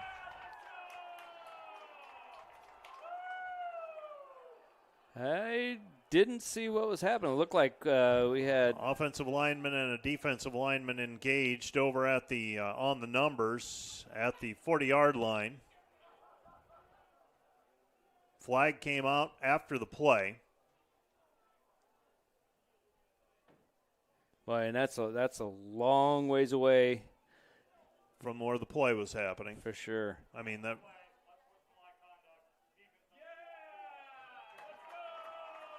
And that'll be an automatic first down for the defenders. And the defenders will have the football at the 35-yard line. We have been stuck at the midfield stripe for what feels like 10 minutes. So you got to mark off the 15-yard penalty yet. There we go. It'll be down to the Mount Marty 35. And that unofficially is the fifth penalty against Mount Marty. 67 yards. Dordt's been penalized 8 times for 105 yards today. Yeah, not a real clean ball game. A lot of emotion out there. First down and 10 for the defenders. Colson Cruz hands it off. McCoy straight up the middle, and McCoy picks up 5 yards on the play. It'll be second down. And 5. Just that new set of downs, Mike, being able to for sure get another 4 or 5 minutes off the clock here. 10:50 left to go. Morningside has just scored in Orange City as well, so pending the point after, they could tie it. And it looks like they missed it. Oh, no. Why not? Yep. Well, we've seen that blocked. here. Yep, had the point after blocked. Hand off, McCoy, the carry. McCoy picks up 3 yards on the play. It's going to be third down and a couple. So Northwestern gets the ball back in Orange City with 4:36 left to go in the game, leading 14-13. So there will be some tense moments in Orange City the rest of the way as they try to put that one away. Morningside unbeaten in the conference. One loss on the year, that was to Benedictine, the number 3 rated team of the country. Double tight set for the defenders. Third down and short. McCoy in at running back. They turn, fake the handoff to McCoy. Cruz looking to throw to the sideline. Pass is complete to Looker. He dropped it. Pass is ruled incomplete. It will be fourth down. And it looks like 3 to go at the 28-yard line. This would be a 45-yard try if Dordt would elect to kick. I think they're going to try to get a fresh set of downs here, go for it on fourth down, and maybe they'll try a hard count here, draw this Mount Marty defense off sides. They have not. That has not been the problem today for Mount Marty. So Velverty in motion. Dort's going for it. Fake the handoff. Pitch over to Velverty. Velverty trying to get to the edge, and he's not going to get there. And it will be a turnover on downs for the defenders. First down for the Lancers with 9:37 left to go in the game. And if you're Dordt, don't give up anything quick. Exactly. You got to make this Mount Marty offense really earn it and hopefully burn some clock. Even if they do get positive yardage and put together a scoring drive, you want them to take some time off the clock. First down and 10 for the Lancers, trailing 33-13, 9:37 left to go in the game. That's in regulation. Well, Marty's offense has been on the sideline a long time. Back to pass is Reichen. Reichen pumps, throws to the sideline, nearly picked off. Player with the best chance at it was Ethan Mills. Sails into the Dordt bench area. It'll be second down and 10. Yeah, it looked like Reichen couldn't make his mind up between two receivers in the area. The ball ended up between both. Closest player to the ball was in a black jersey. So second down and 10. Lancers. Clock stops on the incomplete pass. Man in motion out of the backfield is Carbajal, but rolling right is Reichen. Reichen up to the line of scrimmage, throws to the sideline, incomplete, intended for Waholtz, and it'll be third down. So third down and 10 for the Lancers at their own 27-yard line.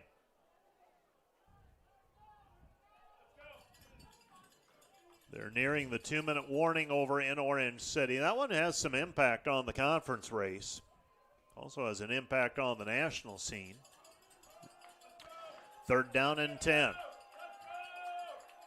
Reichen in the shotgun, looks to the sideline. 12 seconds to get the play off. Kyle Hirsch goes over to the right shoulder of Reichen. Back to pass. Reichen, he's going to scramble, and he's going to run for it, and he gets a first down. And tripped up by Feldman near the 40-yard line. And Reichen, we haven't seen him scramble much today, but that time picked out a spot, and he had plenty of room to run for that first down. Yeah, and in terms of the defensive front for the defenders, we've done a really good job of rush lane integrity and not allowing that type of play by Reichen. But on that particular play, just gave him too much room, and he was able to pick up the first down. 9 minutes left to go and counting. They hand it off on the sweep to Broadnax. Broadnax on the right side and going someone got a hold of his arm and drags him down. Looked like he could get a big gain on it. Ends up with just about an 8-yard pickup on the play. It's going to be 2nd down and 2, and I think it was actually one of our linemen who got Chasing to him down. Yeah. So that is that number 95, Ethan Martin. Martin played last week as well at Waldorf. Not officially listed on the 2 deep, but he has played significant snaps. 2nd down and 2 for the Lancers as they try to hurry it up, pick up the pace here, trailing by 20. Pass over the middle, it sails incomplete. Just a little bit of a late jump for the defenders and Cole Johnson. Johnson had a chance at it, got a late jump. It'll be 3rd down. Pass falls incomplete.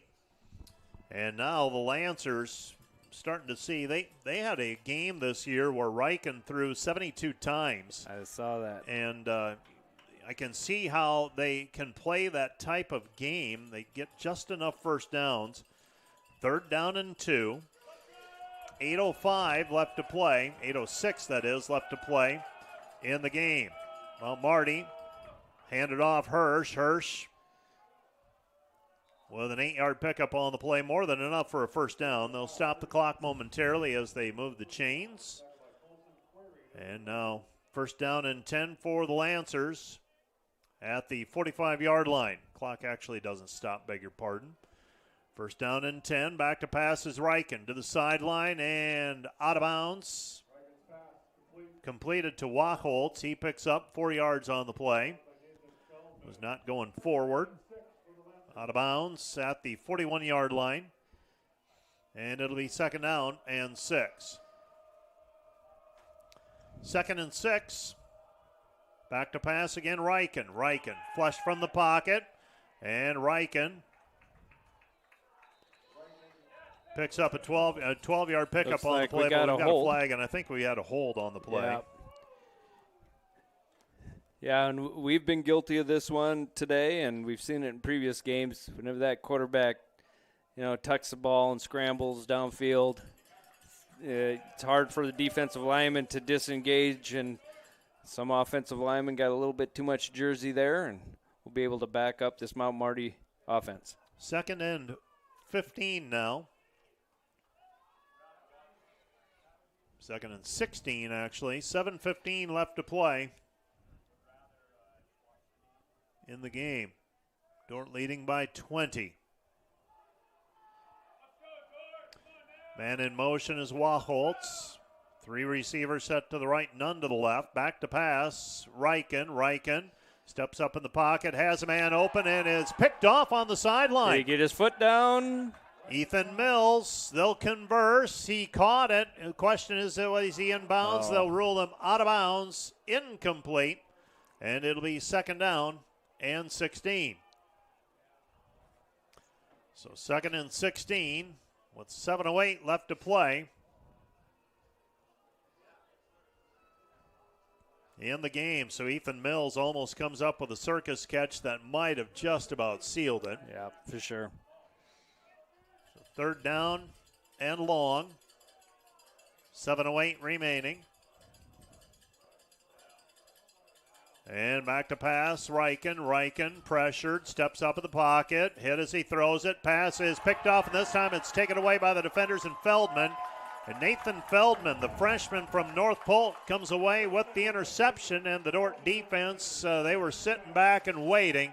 And that time Feldman takes it away, and the Dordt defenders, and we've got a flag on the play as well, and I think this one's going to get picked up, and that's going to be against Mount Marty in all likelihood. Yeah, or maybe a post-possession penalty. It looked like it may have been after the play. Again, offensive and defensive linemen getting into it a little bit. Okay. So chop block again, a block below the waist against Mount Marty is the call. Dordt will have it 1st down and 10 at their own 35-yard line. And the penalty will get marked off with the penalty after the play.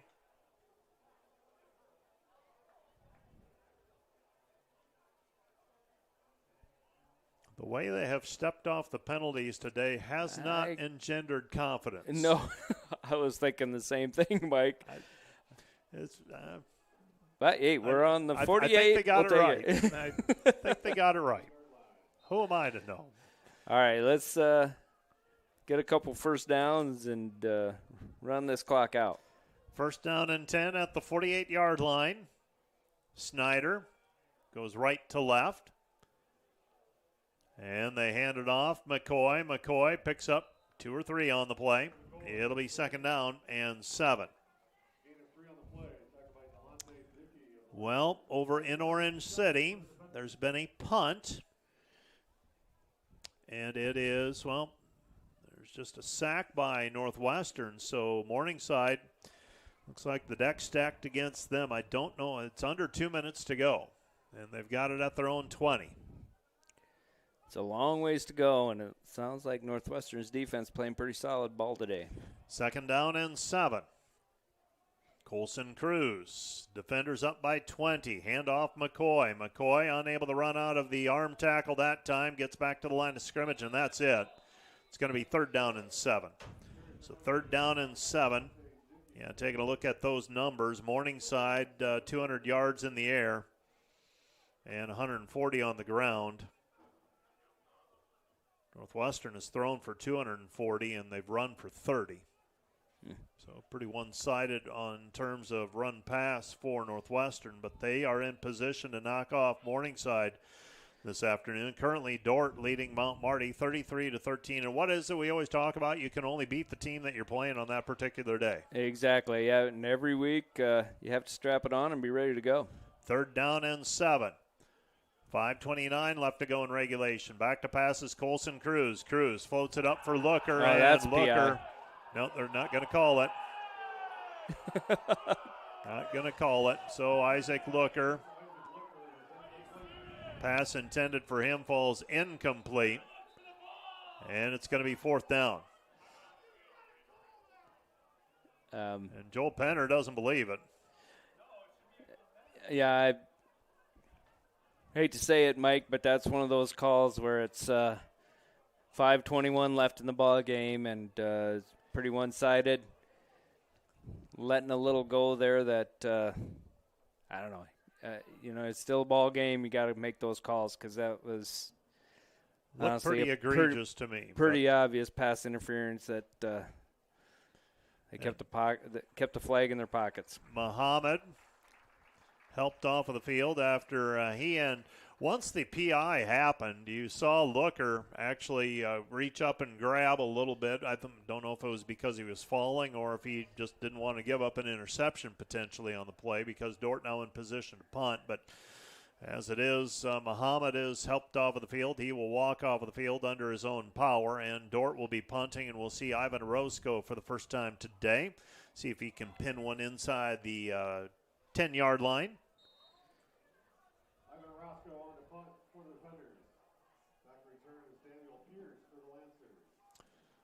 So the Lancers set to return. Daniel Pierce is back to return.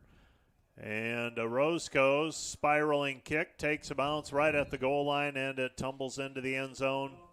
Touchback. It'll be first down and 10 at the 20 for the Lancers with 5:14 left to go in regulation. The Defenders with a 20-point lead. Mount Marty with the football. Well, Morningside's just turned it over on down, so if Northwestern doesn't turn it over, it appears that Dordt, if this holds up, will be the only undefeated team left in the league at the conclusion of week number 6 of conference play. Mount Marty, they got to take care of business here and finish it off. Still a little bit of time. Strange things happen. Pass far side is complete to the 25-yard line. Carbajal picks up 5 on the play, and this Defender team today shorthanded, and they went with Thomas Fritz and Preston McCoy much more than they normally would. Those two became basically the feature backs today. Pass nearly picked off, incomplete. Thomas McCullough jumping the route, very nearly coming away with what would have been a pick 6, and it's going to be third down. Yeah, great job of jumping that route and almost lived the dream by a defensive back, right? interception return for a touchdown. 4:49 left to go in the game. You also come in with your backup quarterback. Now, not your average backup quarterback. Absolutely because I not, right. told someone else, I said, well, if you got to go to him, he was the quarterback when Dordt handled Mount Marty last year, I should say. Yep. 3rd down and 5, back to pass. Reichen pass over the middle is complete, and it's a 1st down for the Lancers to the 40-yard line. And the defenders keeping everything in front of them. It'll be 1st down and 10 for the Lancers at their own 40-yard line. So 1st down and 10 for the Lancers at their own 40. Well, Thomas Fritz up around 150 yards rushing. Reichen will scramble. Reichen gets away from one would-be tackler. Gets away from a shoestring tackle. Gives himself up across the midfield stripe at the 40-yard line as he saw Colson Queering bearing down on him. And with 4:05 left to go in the game, Mount Marty has the football in Dordt territory at the 48. Get the football back here for Dordt, and basically it's over. Mount Marty, they extend the drive, and they keep their hopes alive. Not much urgency right now on the sideline, though. 3:50 left to go in the game. Back to pass is Reichen. Reichen still on back to pass, dumps it off underneath Hartz. Hartz, middle of the field, and he's dragged down at the 45-yard line. It'll be 2nd down and 7. 3.5 left to go in the game. Dordt up by 20. Feel pretty good, but yeah, you got to finish it. Yeah, you want to finish it here, and love to get the ball back to your offense here. Keep Mount Marty out of the end zone, get the ball back, and kneel it out. But got to finish the job. 2nd down and 7, split backfield. So shotgun formation, man in motion, back to pass, and under pressure is Reichen. He dodges Pop, still on the run, and Peters is going to force him out of bounds. To get the 1st down, I think he's just short of the 1st down. So he steps out of bounds. It's going to be 3rd down and short. Forcing him out of bounds, that was Peters, Matt Peters. So 3rd down and 1. Clock stops, 2:53 left to go in the contest. Well, the clock definitely now the ally of the defenders as well. Mount Marty does have all 3 timeouts remaining.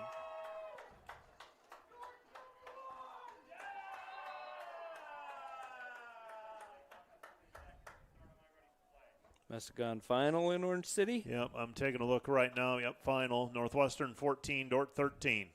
I'm sorry, 14-13. Morningside loses by 1. And the defenders, first time I think in program history, in first place by themselves. First place. In the driver's seat. Take care of business every week. 4 games to go after today. Pass batted That's down. That's a live ball, and they'll mark him down back here. Okay, so he was down when he recovered. I was going to say but they gave him possession really quickly on that one too. And the best part there is that should run us down to the 2-minute timeout. 2 minutes remaining. It's going to be 2nd down and long, 2nd and 14. Mount Marty football. Time winding down on Mount Marty here, though, down by 20. And the Dordt defenders in the driver's seat. Let's take a 1-minute break. This is Dordt football. And this timeout brought to you by Casey's Bakery. Find your favorite bakery products at caseysbakery.com. Back with more in a minute.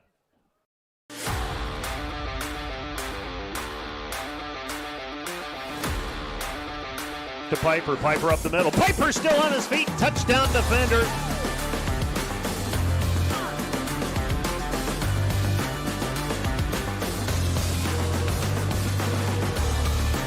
Cade Rohr to the goal line. Touchdown defenders.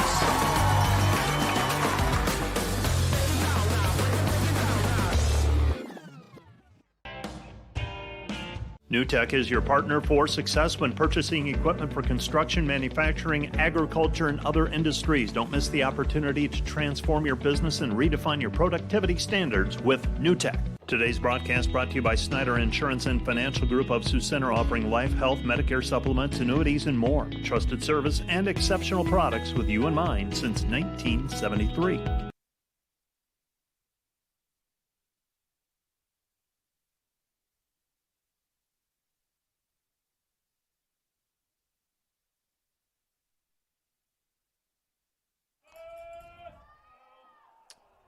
We pick up play here. Rugby Riken across the line of scrimmage, and he met by Isaac Kakmarinsky at the 31-yard line. And for the Mount Marty coaching staff, their quarterback is scrambling.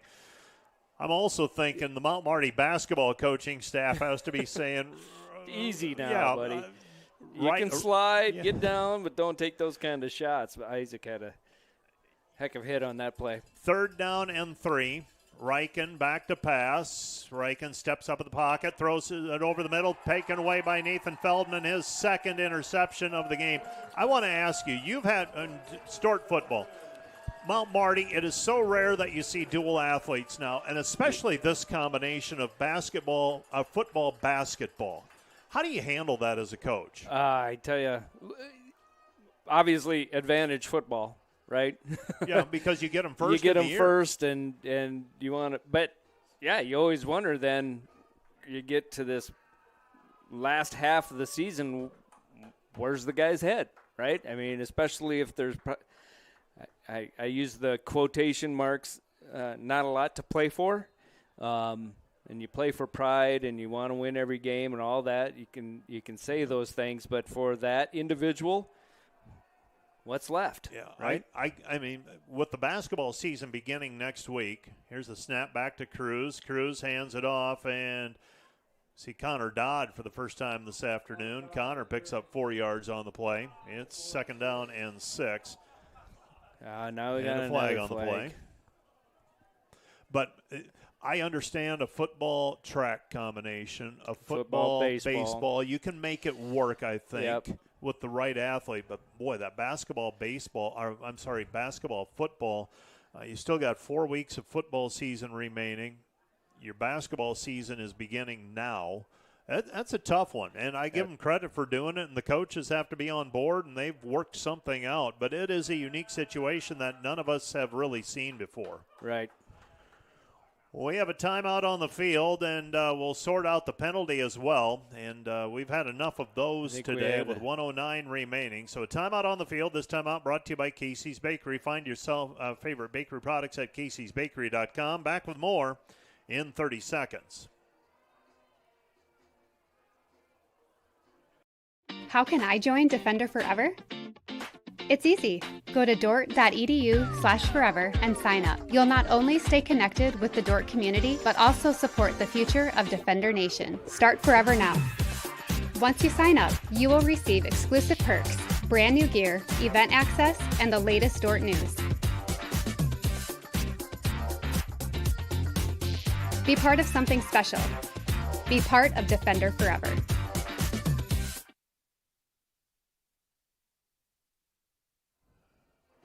Well, we could talk scenarios for a long time. With 4 weeks remaining in the season, Dordt's going to be undefeated. Morningside's going to have a loss, and they're going to have 2 losses overall. And you start to play through in your mind, okay, what does this do for the national scene? There's a lot of things that happened today with that 1-point loss over in Orange City for Morningside. Well, and you got to, in the rankings, you got to flip-flop Dordt and Morningside, right? So we should be moving up in the rankings here pretty nicely. And here's the reality. We're in the driver's seat, right? You got 4 weeks left. And something different. You know, obviously, and I know Coach Penner is going to express it to his unit that the only game that matters at this point, with 35 seconds left in this one, is next week, Midland. Take care of business every week, but you're sitting in a really good spot right now. Home game with Midland next week. Dordt's going to run out the clock. They handed it off to Connor Dodd. Dodd facing 2nd down and 1, and that's going to do it. Dordt's going to win this one by a final of 33-13. And that's going to do it. That's your final. Dordt defeats Mount Marty 33-13. Dordt now 6-0 overall, 6-0 in the conference. Mount Marty slides to 3-3 in the conference and 4-3 overall. Let's take a 2-minute break, and we'll be back with the Wireless World post-game show right after this 2-minute timeout.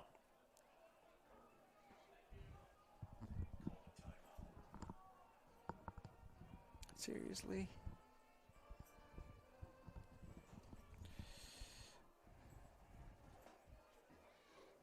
That's just Bush League 2.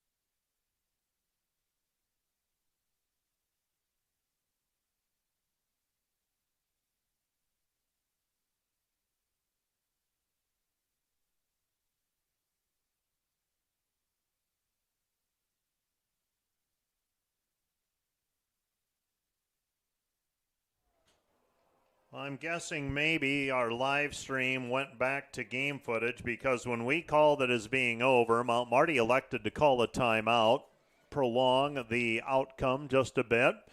And our final ends up being 33-13 after a Connor Dodd carry for a first down. And the Dordt defenders go to 6-0 this year. Concordia and Hastings haven't gone final yet. Concordia leads that one 26-21. We'll get to the scoreboard in just a little bit. And Kyle, a game where the defenders, after that first drive, really felt like they were in control. Played pretty disciplined for the most part. Did pick up some penalties. They were the ineligible man downfield, those kind of penalties. But they did enough today. Yeah. A good win considering the fact we had a lineup that 2 weeks ago we would not have anticipated. Exactly. Yep. New guys on the field. All of them stepped up really well, played hard, did a lot of good things.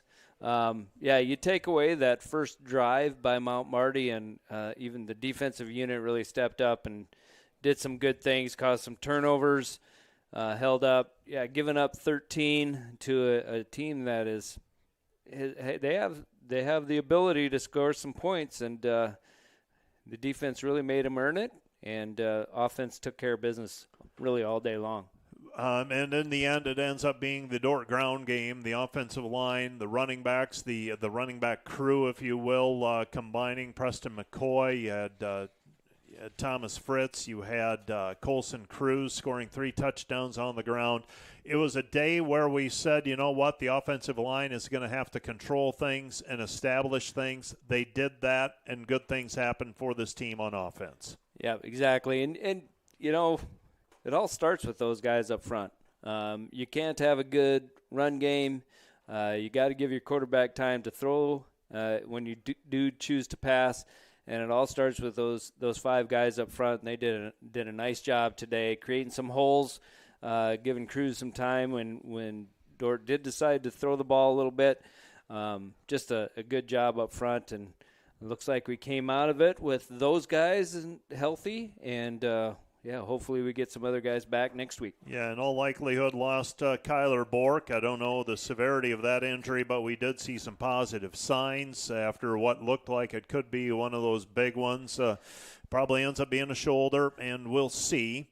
As I said, I don't believe in diagnosing things from up in the press box. Taking a look at the drives, Rugby Riken has engineered a 75-yard drive to start the game for Mount Marty, and they took advantage of the Dordt defense, and that's going to happen. I have learned that game plans are going to come in. It's how you respond after that. The Dordt defense really did a pretty good job after that. Yeah, you go into a game, and the Mount Marty offense is expecting certain things from the Dordt defense, and we really don't know what their game plan is going to be until we actually strap it on and get the game rolling. And they did some nice things. I thought they went away from some of the things that they had success with on that first drive, especially when they got down a couple scores, which really played into Dort's hand. But,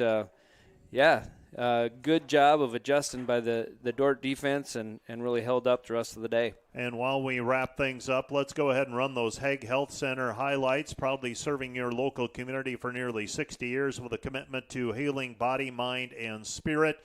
The defenders gave up the opening drive to Mount Marty. Dordt came back with their ensuing drive. Colson Cruz scored the first of 3 touchdowns on the ground, capitalizing on a 15-play, 67-yard drive to make it 7-6 after the PAT. Dordt then 13-6 with 2 minutes left to go in the second half. Colson Cruz a 9-yard touchdown run, capitalizing on an interception by Isaac Kakmarinsky. And then Stephen Leinen, a 28-yard field goal to close the scoring in the first half, making it 16-6. Dordt then scored a touchdown on their first drive. Thomas Fritz, 38 yards. That was all set up by a return by Keenan Valverde. Keenan also had a punt return that set up another score for the defenders. You made a pretty strong case today for Special Teams Player of the Week in the conference. We'll see how things shake out when all is said and done. Stephen Leinen had another 21-yard field goal. Mount Marty did have an answer. 5:49 left to go in the third. Got back to within 26-13, but then Dordt scored a touchdown on the next drive. 6 plays, 75 yards, capped by a Colson Cruz 21-yard touchdown run. And the defenders led 33-13, and we went scoreless in the fourth quarter. Individual numbers looked like this. For the defenders, first of all, the defenders, a total of 71 plays on offense, 424 yards of offense. 61 plays for Mount Marty on offense, 261 yards. So 61 plays, 261 yards. Dordt, 342 yards rushing, 82 yards passing. Mount Marty, 119 rushing, 142 passing. Penalties. Dordt had 8 penalties for 105 yards. Mount Marty 8 penalties, 119 yards. Thomas Fritz 9 carries, 148 yards and a touchdown along of 38. Preston McCoy 14 carries, 78 yards. Colson Cruz 14 carries, 66 yards and 3 touchdowns. Cruz was 6 of 16 passing, 82 yards. He completed 2 to Williams and Looker for 32 and 23 yards respectively. Jake Van Dong and Thomas Fritz had 16 and 11 respectively as well. For Mount Marty, Rugby Riken 15 of 32 passing, 142 yards, 2 touchdowns and 3 interceptions, including 2 by Nathan Feldman. The Mount Marty also 7 carries by Riken for 55 yards. Receiving, Wachholz had 3 catches for 54 yards, and Hirsch had 5 catches for 39 yards. We mentioned the interceptions for the defenders today. Isaac Kakmarinsky led the way with 7 solo and 2 assisted tackles for 9 total. Colson Quiring, 6 tackles, and David Bowman had 5.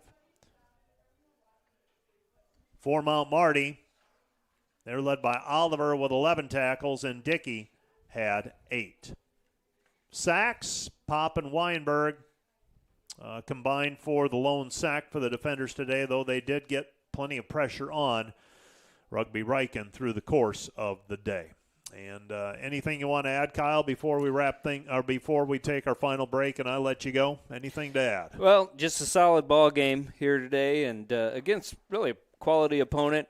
And yeah, we've talked about it a little bit, but every week it's going to have its own challenges. So I know the Dordt coaching staff, Coach Penner, is going to put this one to bed pretty quick and start concentrating on Midland. 6-0, pretty good swing to it. We'll be back with a look at the player of the game. Kyle, thank you again. Will I see you next week? I believe so. You're going to be planning back. on it.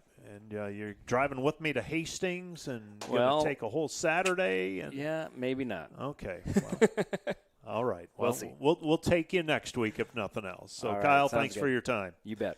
That's Kyle Achterhoff, and let's take one more 1-minute break. We'll be back with our player of the game and wrap things up with a final look at the scoreboard. Right after this, you're listening to Dordt Football on KIHK and the Dordt Media Network. Back with more on the Wireless World postgame show right after this. Broadcast is brought to you by RA Rentals. Looking for top-notch rental equipment for the next project? Look no further than RA Rentals, located in Sioux Center, Spencer, Storm Lake, and Sioux Falls. RA Rentals, your regional equipment rental experts.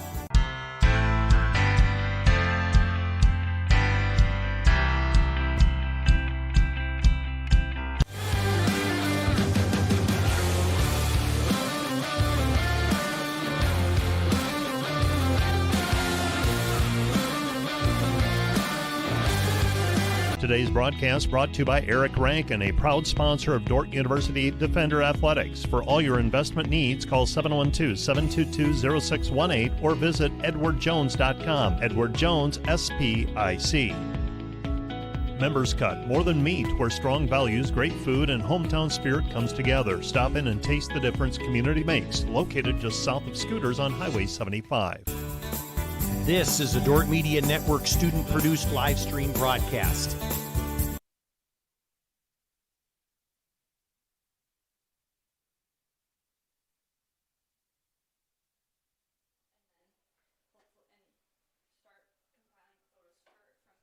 Sounds good.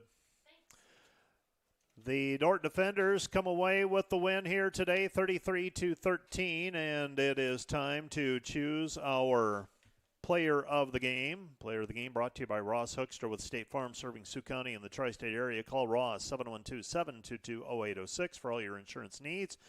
Stop by the Sioux Center office next to Dairy Queen. State Farm player of the game today. Boy, you had some candidates. We're going to go with Thomas Fritz today.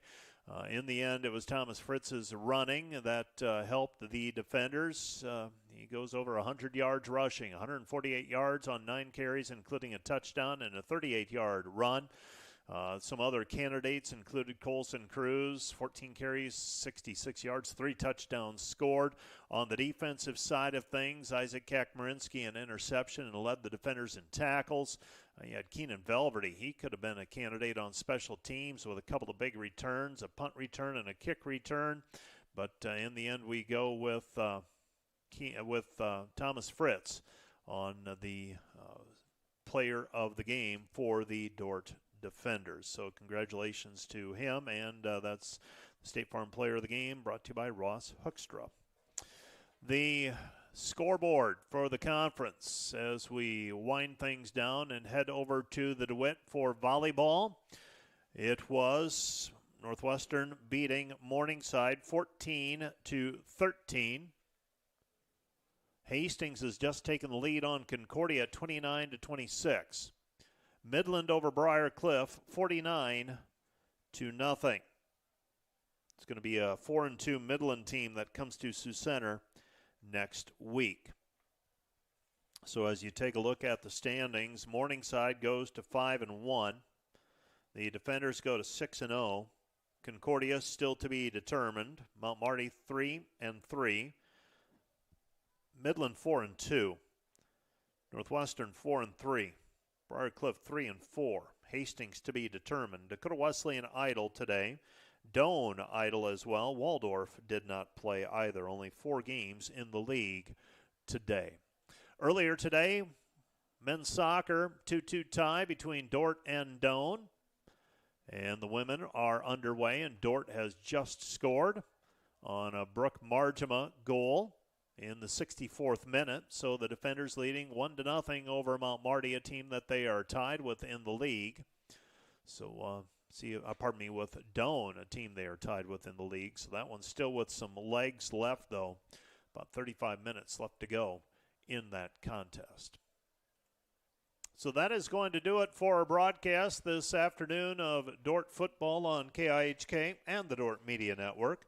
Time to roll the credits on this one, as this has been a production done in partnership with the Dordt Media Network, Sioux County Radio, and the Dordt Athletic Communication Office. Dordt Media Network is under the direction of Rich Lodewijk. Staff is primarily student employees. Broadcast engineer at the Sioux County radio station today was Nathan Brook. The Dordt Athletic Communications staff is Matt Boss and Isabel Pfeiffer. And our color commentary today was provided by Kyle Achterhoff. We'll be talking to you again in about an hour. Dordt versus Midland. Great Plains Athletic Conference volleyball happening at the DeWitt Gym. Until then, for all those folks, I'm Mike Biker. Have a good afternoon.